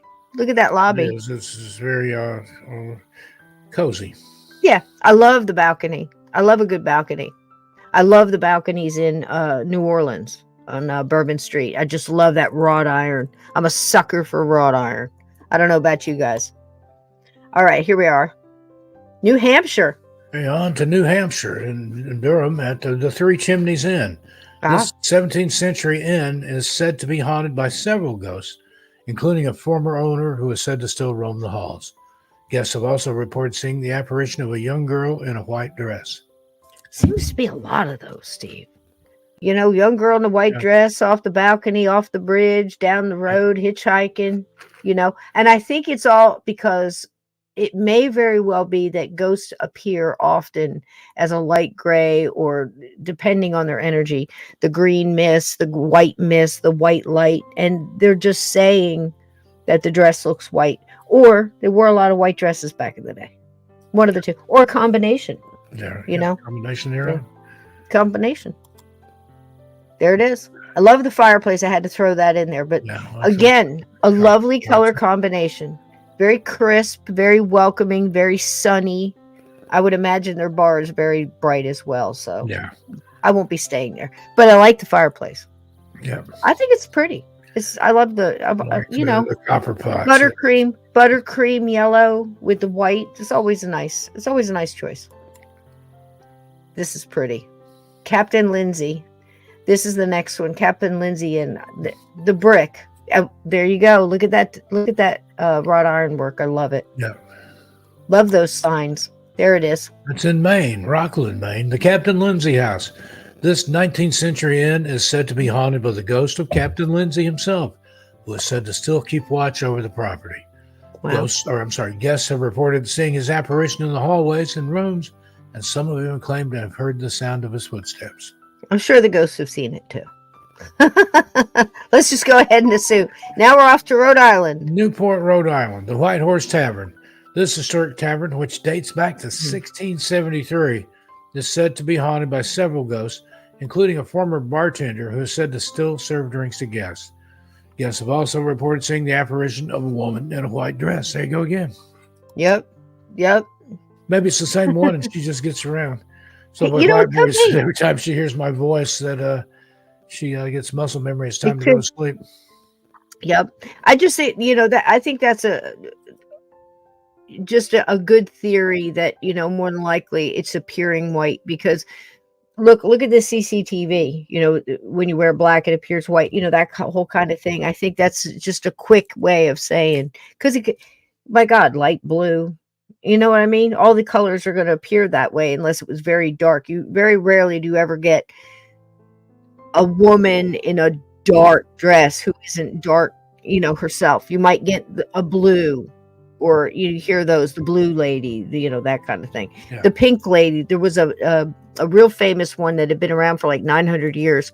And they said the pink of her dress has never faded over that amount of time. That's amazing to me. I often use that in talks where people always say that ghosts fade over time and their colors fade. She's an exception to the rule. So, if we know one, there's got to be more. You know what I mean? So it's what keeps this kind of these talks interesting. Isn't that pretty? Yeah, love very nice barn red houses, and then you got the bunting on the front of it there. Very lovely with the white hydrangea out front. Nice touch, and again the wrought iron sign hanging there. Lovely place. Look at the bar. It's the right amount of light. If you want a little dark, this would be nice at night with a candle on the table. Simple. Yeah, be nice and dark at night. Just a little bit of light back in the corner over there. A simple candle. Maybe they could have spruced it up a little bit by some wrought iron lanterns or something like small on the table would look nice here. But the glass is cool. Yeah. But the barn red is good for this. I love it. Just a titch of the white looks pretty. Very pretty place. It seems old pubs and inns are like ghost magnets, partly because they hold so much history. Mm-hmm. Some say it's the nostalgia of a bygone era, or the energy left behind by centuries of patrons. But maybe it's the human tendency to find meaning in the unexplained, creating ghost stories from the echoes of the past. What do you think? There you go. What do you think, chat? There you go. So just a little trip around New England, some nice music in the background, a lovely, lovely reading, Mr. Stockton. Thank you. Professional as you are. So let me hit another button here. We'll do another short one. Get another. I told you were going to get them slung at you tonight, folks. What do you think of that? So what was your favorite out of all those? I loved the barn one. I loved the I like the Red Lion. Yes. too. Yes. And, where was that, Concord? I think I don't Yeah. remember. A lot of nice history there. Absolutely. All right. Where do we want to go next? I think we did the most haunted pub in London. I'm pretty sure we did. Let me double I think we check on did. that. What did we do? Bristol? I think. No, I don't remember. I stepped away. We while did you- that landlady. Yeah, we did the landlady one. Oh, I want to show you this one before. I'll probably do what I did last night. I hope I get the right one. Steve, if this is the right one, do you remember the story? Who could forget? Shot of tequila, no salt. Yeah. Okay. So you remember when I told you that I was standing at the bar, dude's behind me, sitting at the bar. I'm talking to him, looking at the mirror, putting the tops on the bottles, right? Yeah. And I look up in the mirror and I see a smudge, what I thought was a smudge, a gray smudge. And I think to myself, I got to clean that. It looks terrible, you know? And then I'm talking to him and the darn smudge is moving. And then I see it behind him. And this is my first introduction to the ghost at the bar that used to jump into people, which I call a jumper, right? So I would tell you, I'd see this thing floating around the bar, like over the pool table. And some other times we'd jump into other people. You'd go behind people at the bar and try to get in them and stuff like that. This is what I saw. Somebody caught it on TV. And guess where it is? At a bar. Jumpers hang at bars, people. I'm telling you, they do. Look at here, Steve. I hope this is it. Yeah. Historic hotel. Oops. Oh, okay. Brought to you by Jack Daniels. Little Jack Daniels. All right. Everybody. Going to the bar. Historic hotel at A1A and Seabreeze in Daytona Beach has seen a lot of comings and goings, including spring break action in the 1990s. We know kids can act ghoulish, but it's the current gas that have some employees spooked. I think they it is. believe I the think hotel it is haunted. And as West 2's Claire Metz reports, on the eve of Halloween, they invited us over to show us why. This is it. This is it. This is The so Plaza wild. Resort and Spa is well over a century old. Been in and around this property in one incarnation or another. She's got a good now energy. Some employees I think like that her energy. former guests have either returned or perhaps never left. It wasn't dust. It wasn't a flashlight. There was nobody on property causing stuff to happen to mess with other employees. Hotel Security Chief Chris Lenkowitz and staff were watching security monitors several weeks back when they saw something odd moving through a downstairs bar. An apparition moving about, There it changing is, Steve. sizes. That's what I And saw. when a guard came down to check, others say the ghostly presence seemed to hide. The guy upstairs was telling him, go behind the bar. It's behind the bar. Go behind. So he started to go behind the bar, and he said, no way. And he got out of it. Though he couldn't see it, the guard felt something. And later on security video, the apparition almost takes on the shape of a person and runs away. Cold spells, giggling. So when I describe that keys story, dangling. that's what I'm Yeah. seeing. Staff says there have been strange sightings that a and trip? sounds from all corners of the hotel. Hallways, ballrooms, even hotel rooms like 1111, where a guest fell to his death from a balcony several years back. But they say this specter proves there's a bump in the night and then some. You know, I've had doors held like you're pulling on a door and the door's not locked. Exactly the way it would move, too. Because of the recent activity in the bar, suspicious goings on in some of the hotel rooms, a paranormal investigator will be here early next month. Show And a that little should be shoulder there, spirited too, adventure Steve. I'm telling you, I because like she's her going to energy. stay I in one just of these do. supposed I like her haunted hair. I like rooms. everything about In it. Daytona Beach, Go ahead. Alicia County, Claire Metz, West 2 News. There you go. Go ahead, girl. Go ahead. Isn't that something, though, Steve? Wait. It Oh, my is. God. Holy mackerel. Okay. Wow. What Whew. was that? I don't know. We were going someplace fast. They were taking us away. All right. That blew me away. It's one of those validations you rarely get, even in a lifetime, when you see something that you've seen before. And that's what I tried to do when I wrote the book. Steve and I have had multiple conversations about this very thing. You're just trying to get it in a description so others can see it in case that's what they saw, you know, and they have questions, and it helps solidify your experience or answer some questions or give you more questions. You know, whatever you do with it is up to you. But when you see something like that, that is that spot on, because I think it's also even more so because it's at a bar, and this thing, it's so hard to describe how it would go up and it would go behind the bar. You'd be standing there, you know, behind the bar, either looking right at it or looking at it in the mirror. I could see it either way. Not all the time. Sometimes I'd see people get hit and I couldn't see it. So there's something as far as the level of manifestation. They're coming into the physical from the non-physical to the physical, and for either choosing or unwillingly only materializing in a certain amount. But this thing moved exactly like I would see it, bounce behind people's backs and try to like push in and see if it could jump into somebody. And it got so obvious to me what it was doing and how it was doing it. I was learning by watching. It's a crazy story. But anyway, I could almost tell which one it was going to be able to get into by the way the person was acting when they got at the bar, or acting at the bar, or their demeanor, because some of these people were easy to get into, like nothing. And then they would change for a little bit or for whatever, thing that they would go through.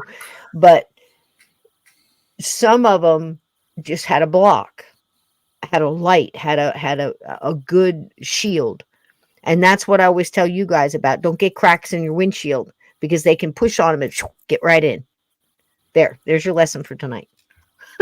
Doesn't that blow your mind, Steve? Yep. Absolutely. So I get excited about it because like if you had seen a little kid ghost run, like you could transparent and run and then fall and disappear into the ground, you'd come out of your chair. You know what I'm saying? Because you'd be like, that's what I saw. It's like, wow, I'm not crazy. That kind of thing. All right, this one, let's do one more. Well, maybe two more. This one is, let's try and see what's going on at this most haunted pub in London. And what do we say, Steve? We'll be the judge of that. Yeah, we'll be the judge. We'll see about that. We'll see about that. We'll see if it measures up. I mean, I'm not sure how we would do that. We're going to have a couple meetings before we get started, because look at it this way, Steve. How are we going to judge? We would absolutely judge, say, a levitating refrigerator higher than a levitating lamp, because it's heavier. We would have gauges as such, but we need to discuss that because we'd have rulers and micrometers and scales and things like absolutely. That. I want to wear Stanley on my hip. The good old Stanley measuring tape. I'm going to carry a slide rule. When's the last time you saw a slide rule? Ooh, that's impressive. Is there some way we could work what do you call those things where they slide the beads back and forth? Little Chinese men used to use them. If we could work one of those in, boy, if we could whip one of those out during an abacus, people take you serious. A light bright, and what else? Please tell me we can work a light bright into it. Let's see what the light. An easy bake oven. We have to consult the light bright. Oh, we'll have to get back to you. We'll let you know. Oh my God, the spirit of the light bright. I'm down.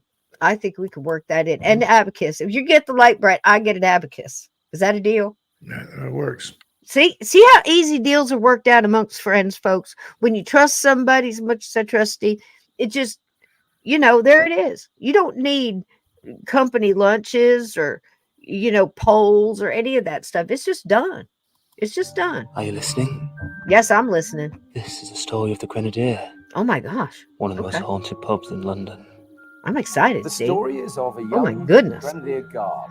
Save the best for last. Look at this. The year is 1774. Oh my goodness. I want to go. Card game. Etch a sketch. We got to have an etch a sketch. Thanks, Hanging Easy. Oh, we're down. I'm down. So we'll take our notes on. And Seric can't pay the debt he incurs from losing the card game. Love that. So he was basically beaten to death. A black one. I want a black one, Steve. We're getting it. With our logo on it. Foreign currency, that's attached to on the ceiling. Oh, particularly dollars. Because people come back and, as a recognition of the story, believe that by attaching money to Boston Scally Cap. effectively paying off the debt. Look at that. All right. I'm not going down there. I don't know about you. Not doing it. No. I don't want to go in. Will continue to haunt the pub. No. and play tricks on customers and staff. I don't want to go, Steve. Yeah, Are we that there just yet? looks creepy Paul from the Hungate has top been the of the deputy manager stairs. of the Grenadier for the last 5 years. Are we there? When I was in Oh the my kitchen goodness. No. about 1 o'clock in the morning, Gordon Ramsay would soil himself. I heard some noises. Uh-oh. And I thought it was just the place cooling down. But anyway, as I came out the front, I just stood there, and as I looked to my left into the other room, a figure appeared just in the darkness, and when I moved, it moved towards the front door and then disappeared. A couple of times in the kitchen when I've been in there, I've had a few pokes, on my arm. Wait a minute, hold up. Around. Hold up. With Tony, he was in this room, setting this room up, and he could feel the sense of somebody. Did he just say what I think he said? What'd you think Hold he on. said? Hold on. What'd I say? I think he said he went down the cellar, had a few pokes. The sense of somebody behind him, and when he looked around, there was a soldier there with the handlebar moustache, and his arms folded there, just stood there watching him. Glasses break. Uh-oh. Furniture moves around. Uh-oh. And more. But certainly there is a chill that just rushes through the air sometimes. Or a candle on the table just extinguishes for no reason. Whatever the reason is, It's a nice dark bar. looking for sightings of the ghost. I find it exciting that there's ghost stories behind any situation, and this pub is supposedly from That's reading the impressive. newspaper That would get articles extra on the wall points. and chatting to people There you within go. the personal regime of the pub. Absolutely. It is haunted in itself, and that makes it for Halloween that extra little bit special. I want to score the yellow newspaper higher than the newer, though. Raise a glass. If you have yellow newspaper, you get a higher If you're score. not scared enough, there are some other pubs you might want to visit in London to Pretty. get your fear fix. I like it. The Bow Bells in Bow Church. Uh-oh. There's an orange in Real the Bull bowl and Bush choice. in Hampstead Heath. And the Flask in Highgate. I'm a sucker for brick and stone, though. I am. Highgate. That was lovely. It was. It was Nice. spooky musical But, coming up here. oh, What oh, we what's got here? happening? Okay, hold Shot on. now. Hold on. I don't want it. No, what is that? I don't know. It's like a sticker machine or something. It's That was something. crazy. That was fun. All right. Dangerous. Yep. Okay. These girls. All right. These girls are. We have time. We do. We just have enough time for these girls. I gotta say, Steve, that I'm having a hard time looking at all these young intern, local news, on the street journalists. They look like they're 12 years old. They're doing a fine job, though. They're all hopped up for this investigation. So let's take a quick look. I think this might be, is it Savannah? Oh my goodness. Definitely one of the most haunted cities. Has every right to be as well. Darn, I hit the wrong button. All right, let's try it again. We can do it. We can do it. I can do it. I took my training wheels off, folks. So, nope, that's not it. We're liable to crash into a tree. It'll be all right. I'm wearing a helmet. I'm wearing my ghost helmet. And here we go. Ghost Savannah's River Street Inn. Here we go. River Street Inn behind me is rumored to be haunted by a number of spirits. Uh-oh. Dentists I hate guess when we're you gonna- do this. They do hate it. Hold on. This They new hate it. $100 dental device uses cutting-edge. River Street Inn behind me is rumored to be haunted by a number of spirits. So tonight, meteorologist Victoria Kokinos and I are taking you inside Meteorologist. for an in-depth He's paranormal 11. investigation. Working with us on our investigation, the Paranormal Society of Savannah. I'm really hoping that these guys can find out some things that we can actually match with the history of the building to make a little bit more sense of what we see and what we hear.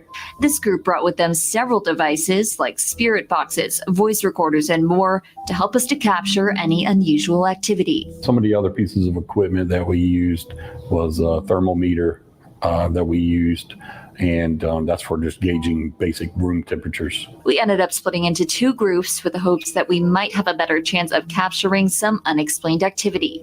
With meteorologist Victoria Kokinos and I, we had a paranormal investigator, the inn's administrator and her daughter, and Randy Mabry, a psychic medium. I hear things, I see videos like running through my head. Mabry picked up on a number of energies while we were with him. Downstairs, a man and a woman. Upstairs, children. There was 2 boys and a little girl. I think they were just playing. Here's what's interesting. In the room where Mabry said there was a man and a woman, we unknowingly captured this whisper. Here, you beat them in. We also captured what sounds like someone saying sorry. Upstairs, we captured a similar sounding voice, but this time, both Victoria and I heard it in person. What was that? What was that? Did you hear that? What was it? I heard a hi. Did you hear that? Yeah. When was that? Did you just restart something? Did I get it on video? I heard it. Also upstairs, we had several unusual interactions while using the spirit box. Who's here? Can you give me a name?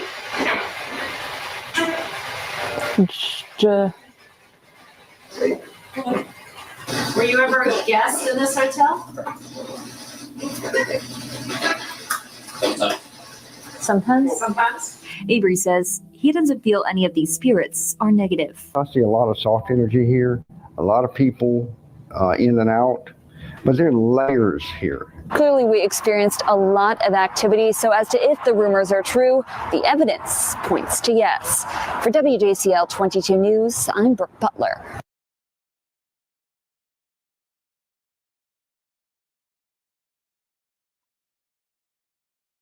And we're back.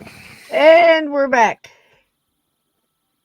So much there, but I can't get my mind off this black etch sketch being used for investigation. Steve, I think that's groundbreaking. Yeah. They could just draw what they just, if you can't speak, draw the picture. There you go. And then we have to guess the picture. And they could use the abacus to tell us the numbers. We have to get a meeting. All right, we've got one more of these 10-minute stories. This one is, I hope I'm pronouncing this correct, Firmly Hall. I think that's correct. I'm sure they'll say it. And that'll take us out. And I think we've been around the world and back pretty much, Steve. I think so. All right, let's hit it. Here we go. Frimley? I don't know. Don't count on me. I'm sure it'll say it on the sign. Love that picture. That's crazy.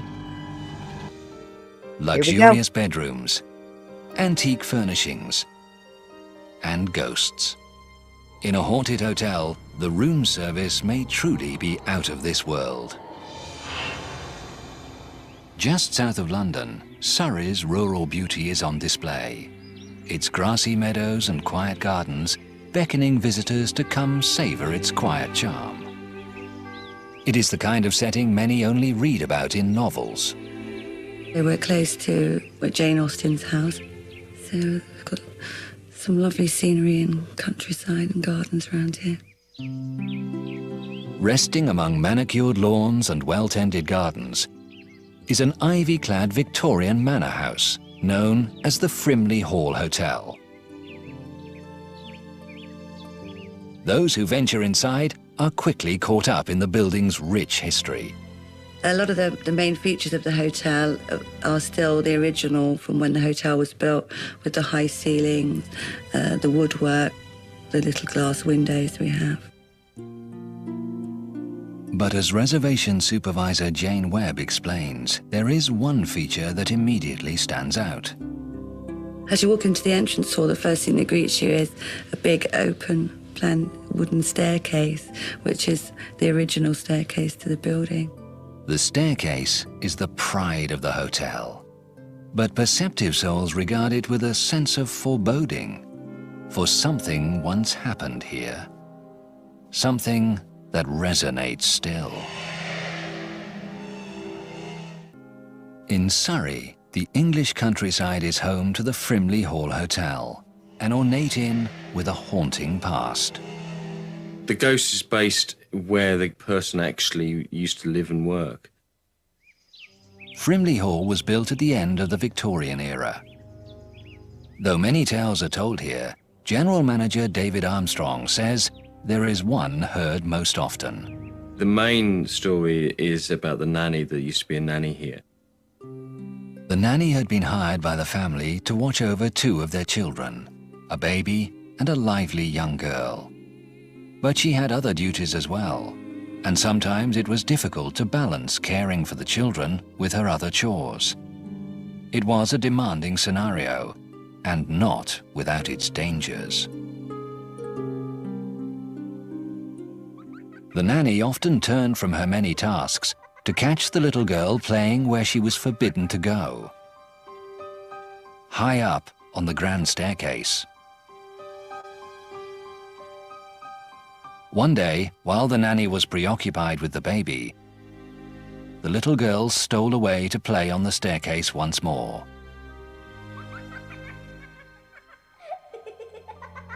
She tripped and tumbled down the stairs.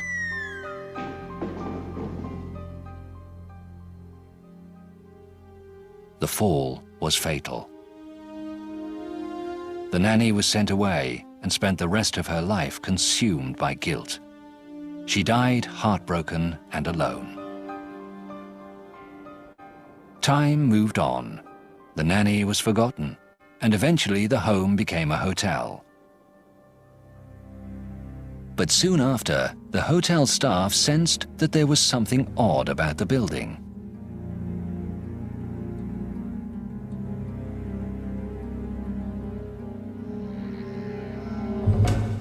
In the evenings and late in the evenings that people would hear noises and get cold feeling.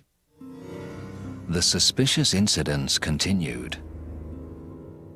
One of my colleagues said that one evening they were here and the bar doors opened and all of a sudden she felt cold air go past her. Eventually, the tragic story from long ago resurfaced. We had some local people come in. There was a story about the lady who's the ghost.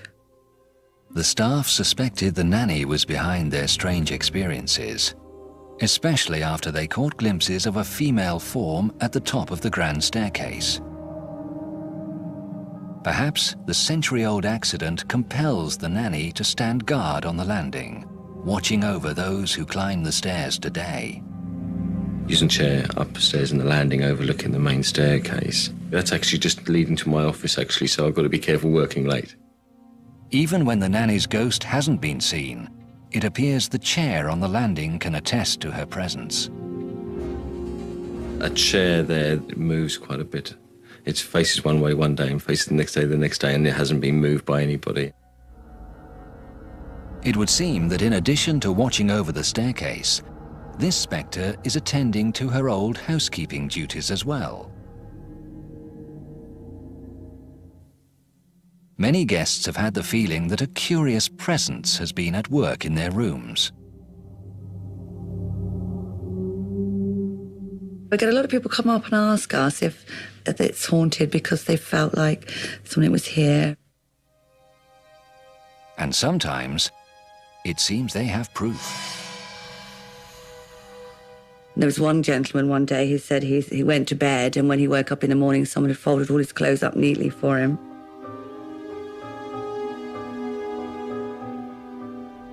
The haunting occurrences have continued right up to the present. Well, I heard about one today, actually. One of our new porters, who's been here about a year now, and he said that he saw her in the reflection in the mirror.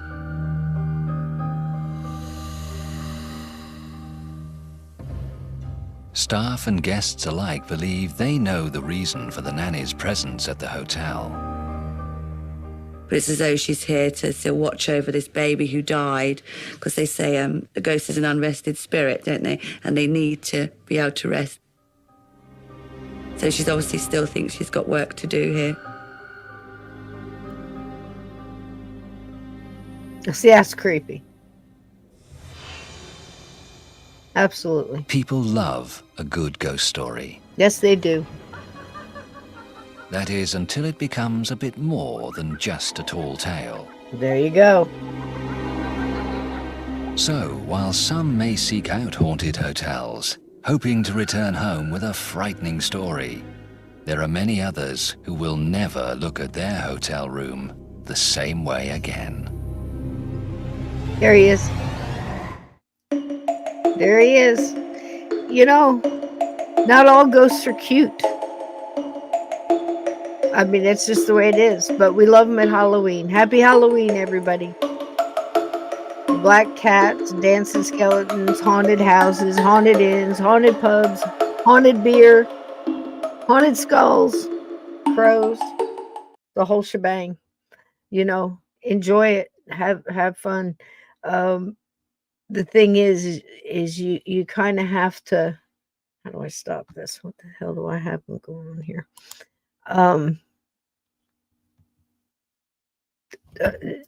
Just have an open mind about it, because I find that when, you know, people get in arguments and in comments or on shows, or, you know, in a discussion that you're having, you know, maybe in your own family or whatever, like in mine in the beginning, like I said, you couldn't talk about it. And then to think that, you know, 30 years to just talk a little bit about it and still be so closed up and, you know, give, who you protecting? What do you know, if you don't understand it, that's fine. And I think we're afraid of what we don't understand. There's some of that we heard tonight and last night. It was, you know, I scared the hell out of me. It's not like you're, just because you're into this or you've been studying this or whatever, interested in it, that if you're not, you know, you turn the corner, there's a ghost standing there, it's not going to startle you. Of course it's gonna.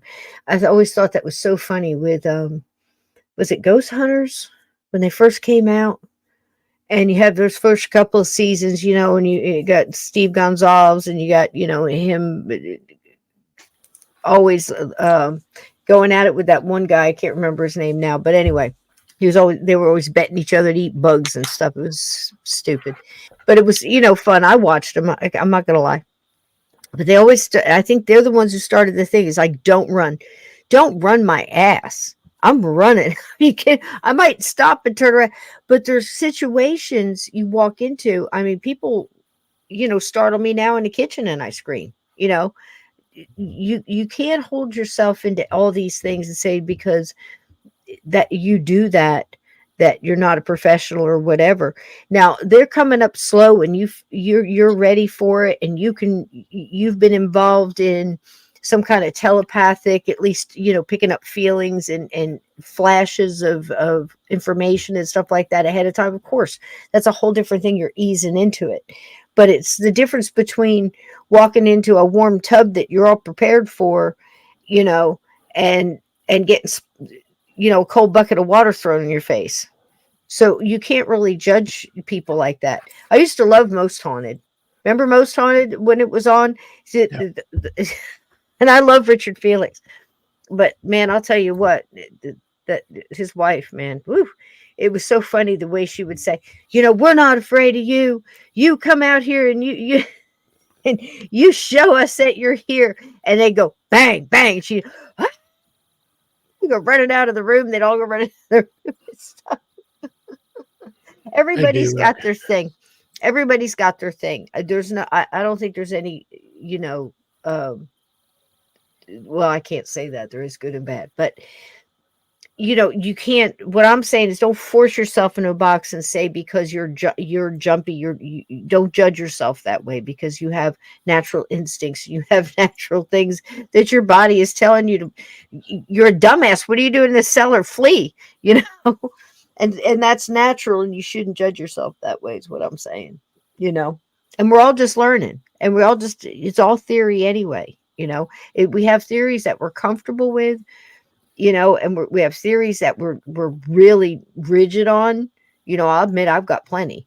You know, it's like Steve. Anytime we ever have a guest on the show, where the and I always say this, and I mean this as a paint all, as whatever their point of view, what their belief in their consciousness, their right to their First Amendment thoughts, that what ghosts may or may not be. I'm fine with that. I will never get in a debate with a guest about something. If I'm on a panel and we're talking about something different, but a guest that I've invited to my house to eat my Entenmann's and drink my Sanka, okay, I'm never going to, they're allowed to say what they want. I invited them on. Understand, I'm not shifting to what they believe, and nor am I condoning it or agreeing or disagree. I'm doing all at the same time. What I do is what my uncle did, and very slowly get up without saying anything. I start shutting the lights off and taking the Entenmann's off the table, putting the Sanko away. I just very politely get their coats, and we finish up and we're good, because I'm not going to sit here and if I can't shift it to something else, I can't agree with somebody who says ghosts are made out of green jello. You see what I mean? When I know different. They may also somewhere be made of green jello, but they're not only made of green jello. Do you agree, Steve? I agree. Yeah. And he also gets up and show. He gets their coats. That was the funniest thing, I swear. For a kid, talk about when I was talking earlier about getting a smattering here and a smattering there of culture and other people's homes and stuff. Yeah. Because I was an orphan. So, and it's not necessarily a bad thing. Well, it is a bad thing. But anyway, just, I made the best of it. So I'm at this house, and I don't know a company in New Jersey, 1970s, middle class, upper middle class home. They got all these traditions. There's lots of tomato sauce. There's lots of good food. There's lots of cheese. There's good stuff. There's the, Entenmann's and all this other company, and I'm sitting there in the living room watching the big Zenith with the 2-button controller. And out of the corner of my eye, I can see the company in the dining room. And this one lady is getting started. And I think my uncle had enough. I think it was his sister. I'm not really sure. Don't hold me to it. There was company. And I had never seen this before. And she starts going on. And instead of saying, Merv, I've had enough, or, whoever it was, he just gets up and starts we had dimmers installed. He did it himself on a Sunday afternoon. I saw him. It was amazing. They used to do stuff like that. And he had dimmer light. He would just go in and dim the lights down real low. And my aunt would very quietly get out of the chair and start removing the pastry off the table and taking the coffee, whether they had it in their hand or not. You don't understand. If they had a plate, they would take the plate from them and she's going to the kitchen. And they just keep going. And my uncle, if it got that far, he would just shut all the lights off the living room and go up the stairs and go to bed. That was it, So that's what we do here on the podcast. We don't argue, do we, Steve? No. But they don't make the most haunted anything list. They just dissipate like a ghost. Does that make sense? I think that's a nice way of doing it. I really do. I love you, my friend. We are done. We have been around the world. Yeah. We have been in the haunted pub. We have done the pub crawl. We have stayed at the inn. Do you have any theory going out on why you think that inns, and of course we have one on pubs, but inns over like big motels and hotels, but these little quaint inns that have these legacies, why they would be so haunted? There's so many. I think it's just the energy there, the amount of people in and out. Mm-hmm. I mean, you have that in the big hotels too, but there's just a different energy.